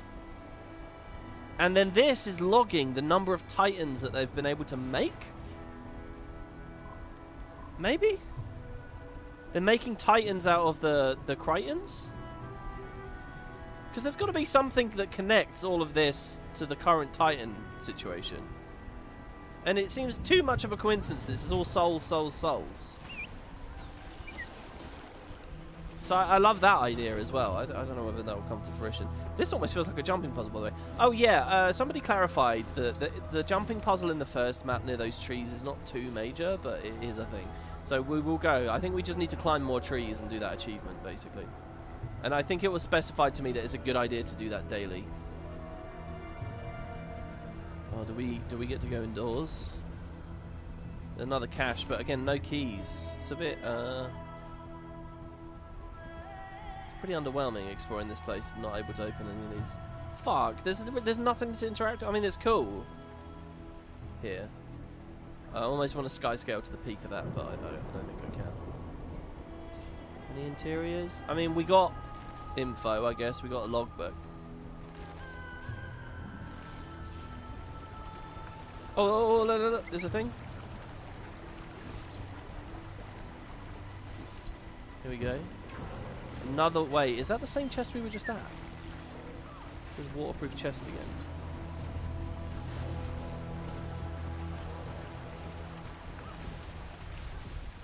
And this is just one side story we're doing. And it looks like there's at least 5 or 6, and I think there was about that amount in Secrets of the Obscure. The History Most Violent. Part 1, by the way. This is just part 1. We're missing a couple of pickups. Look, more logs. We're up to week 130, 136. They're ramping up. Whatever they're doing, more and more of it is happening. Did they make 4 titans in one day? Right, we got this POI on this hill. Could be something to interact with. Somehow I'm a little doubtful. Mountain Pass Lookout. Yeah, it's really good. I'm just having a weird experience with this right now, where one, I'm worried a lot of players are going to miss this and aren't going to be experiencing it or having fun with it. And 2, I'm worried that Secrets of the Obscure caused a lot of... I'm really worried about mini X-Packs. I'm worried that ArenaNet are going to start nailing them. This is already really good. But because Secrets of the Obscure burned some people or whatever, I'm really worried that it's going to rock the boat and it's not sustainable and we're not going to see the fruits of their labour. It would be so typical for Guild Wars 2 and ArenaNet for them to find a really good rhythm and a really good structure, and but it doesn't get time to shine, you know? If we can get 6 to 10 years of this, I'll be very happy. But I got this. Almost the better this is, the more I get this gut kind of like, oh fuck, what if it gets cancelled or something. The Athenaeum of Miracles. We were already here. How did I not get that waypoint? I guess I wasn't on top. All right, guys. Unfortunately, I'm having a real blast. But unfortunately, that is the end. We're 3 hours in here. So I'm going to have to stop. There's so much to reflect on, though. It's unbelievable. Really had a lot of fun on this. You know, I was thinking a little bit between this episode and last episode. I was thinking, I've really liked this expansion, but the bits I've liked most are the Lion's Arch instances. I was thinking, I hope I don't get through the whole X-Pack and basically what I really loved was 2 instances of the Guild Initiative headquarters. I was really thinking of that to myself. I was like, come on, don't. There's got to be other stuff I really fall head over heels in love with. And oh my god, this episode I certainly have. I've enjoyed this. Where is it going? What else? What other mysteries await? I'll see you for the next one, guys. Next time on the Janthir Wilds playthrough. As far as main story is concerned, we're getting like 1 instance a day here. I've had 15 hours of content out of the expansion so far, right? Pretty amazing. So thank you, everybody. Actually, slightly over, because I think 1 episode got to 4 hours. Thank you all.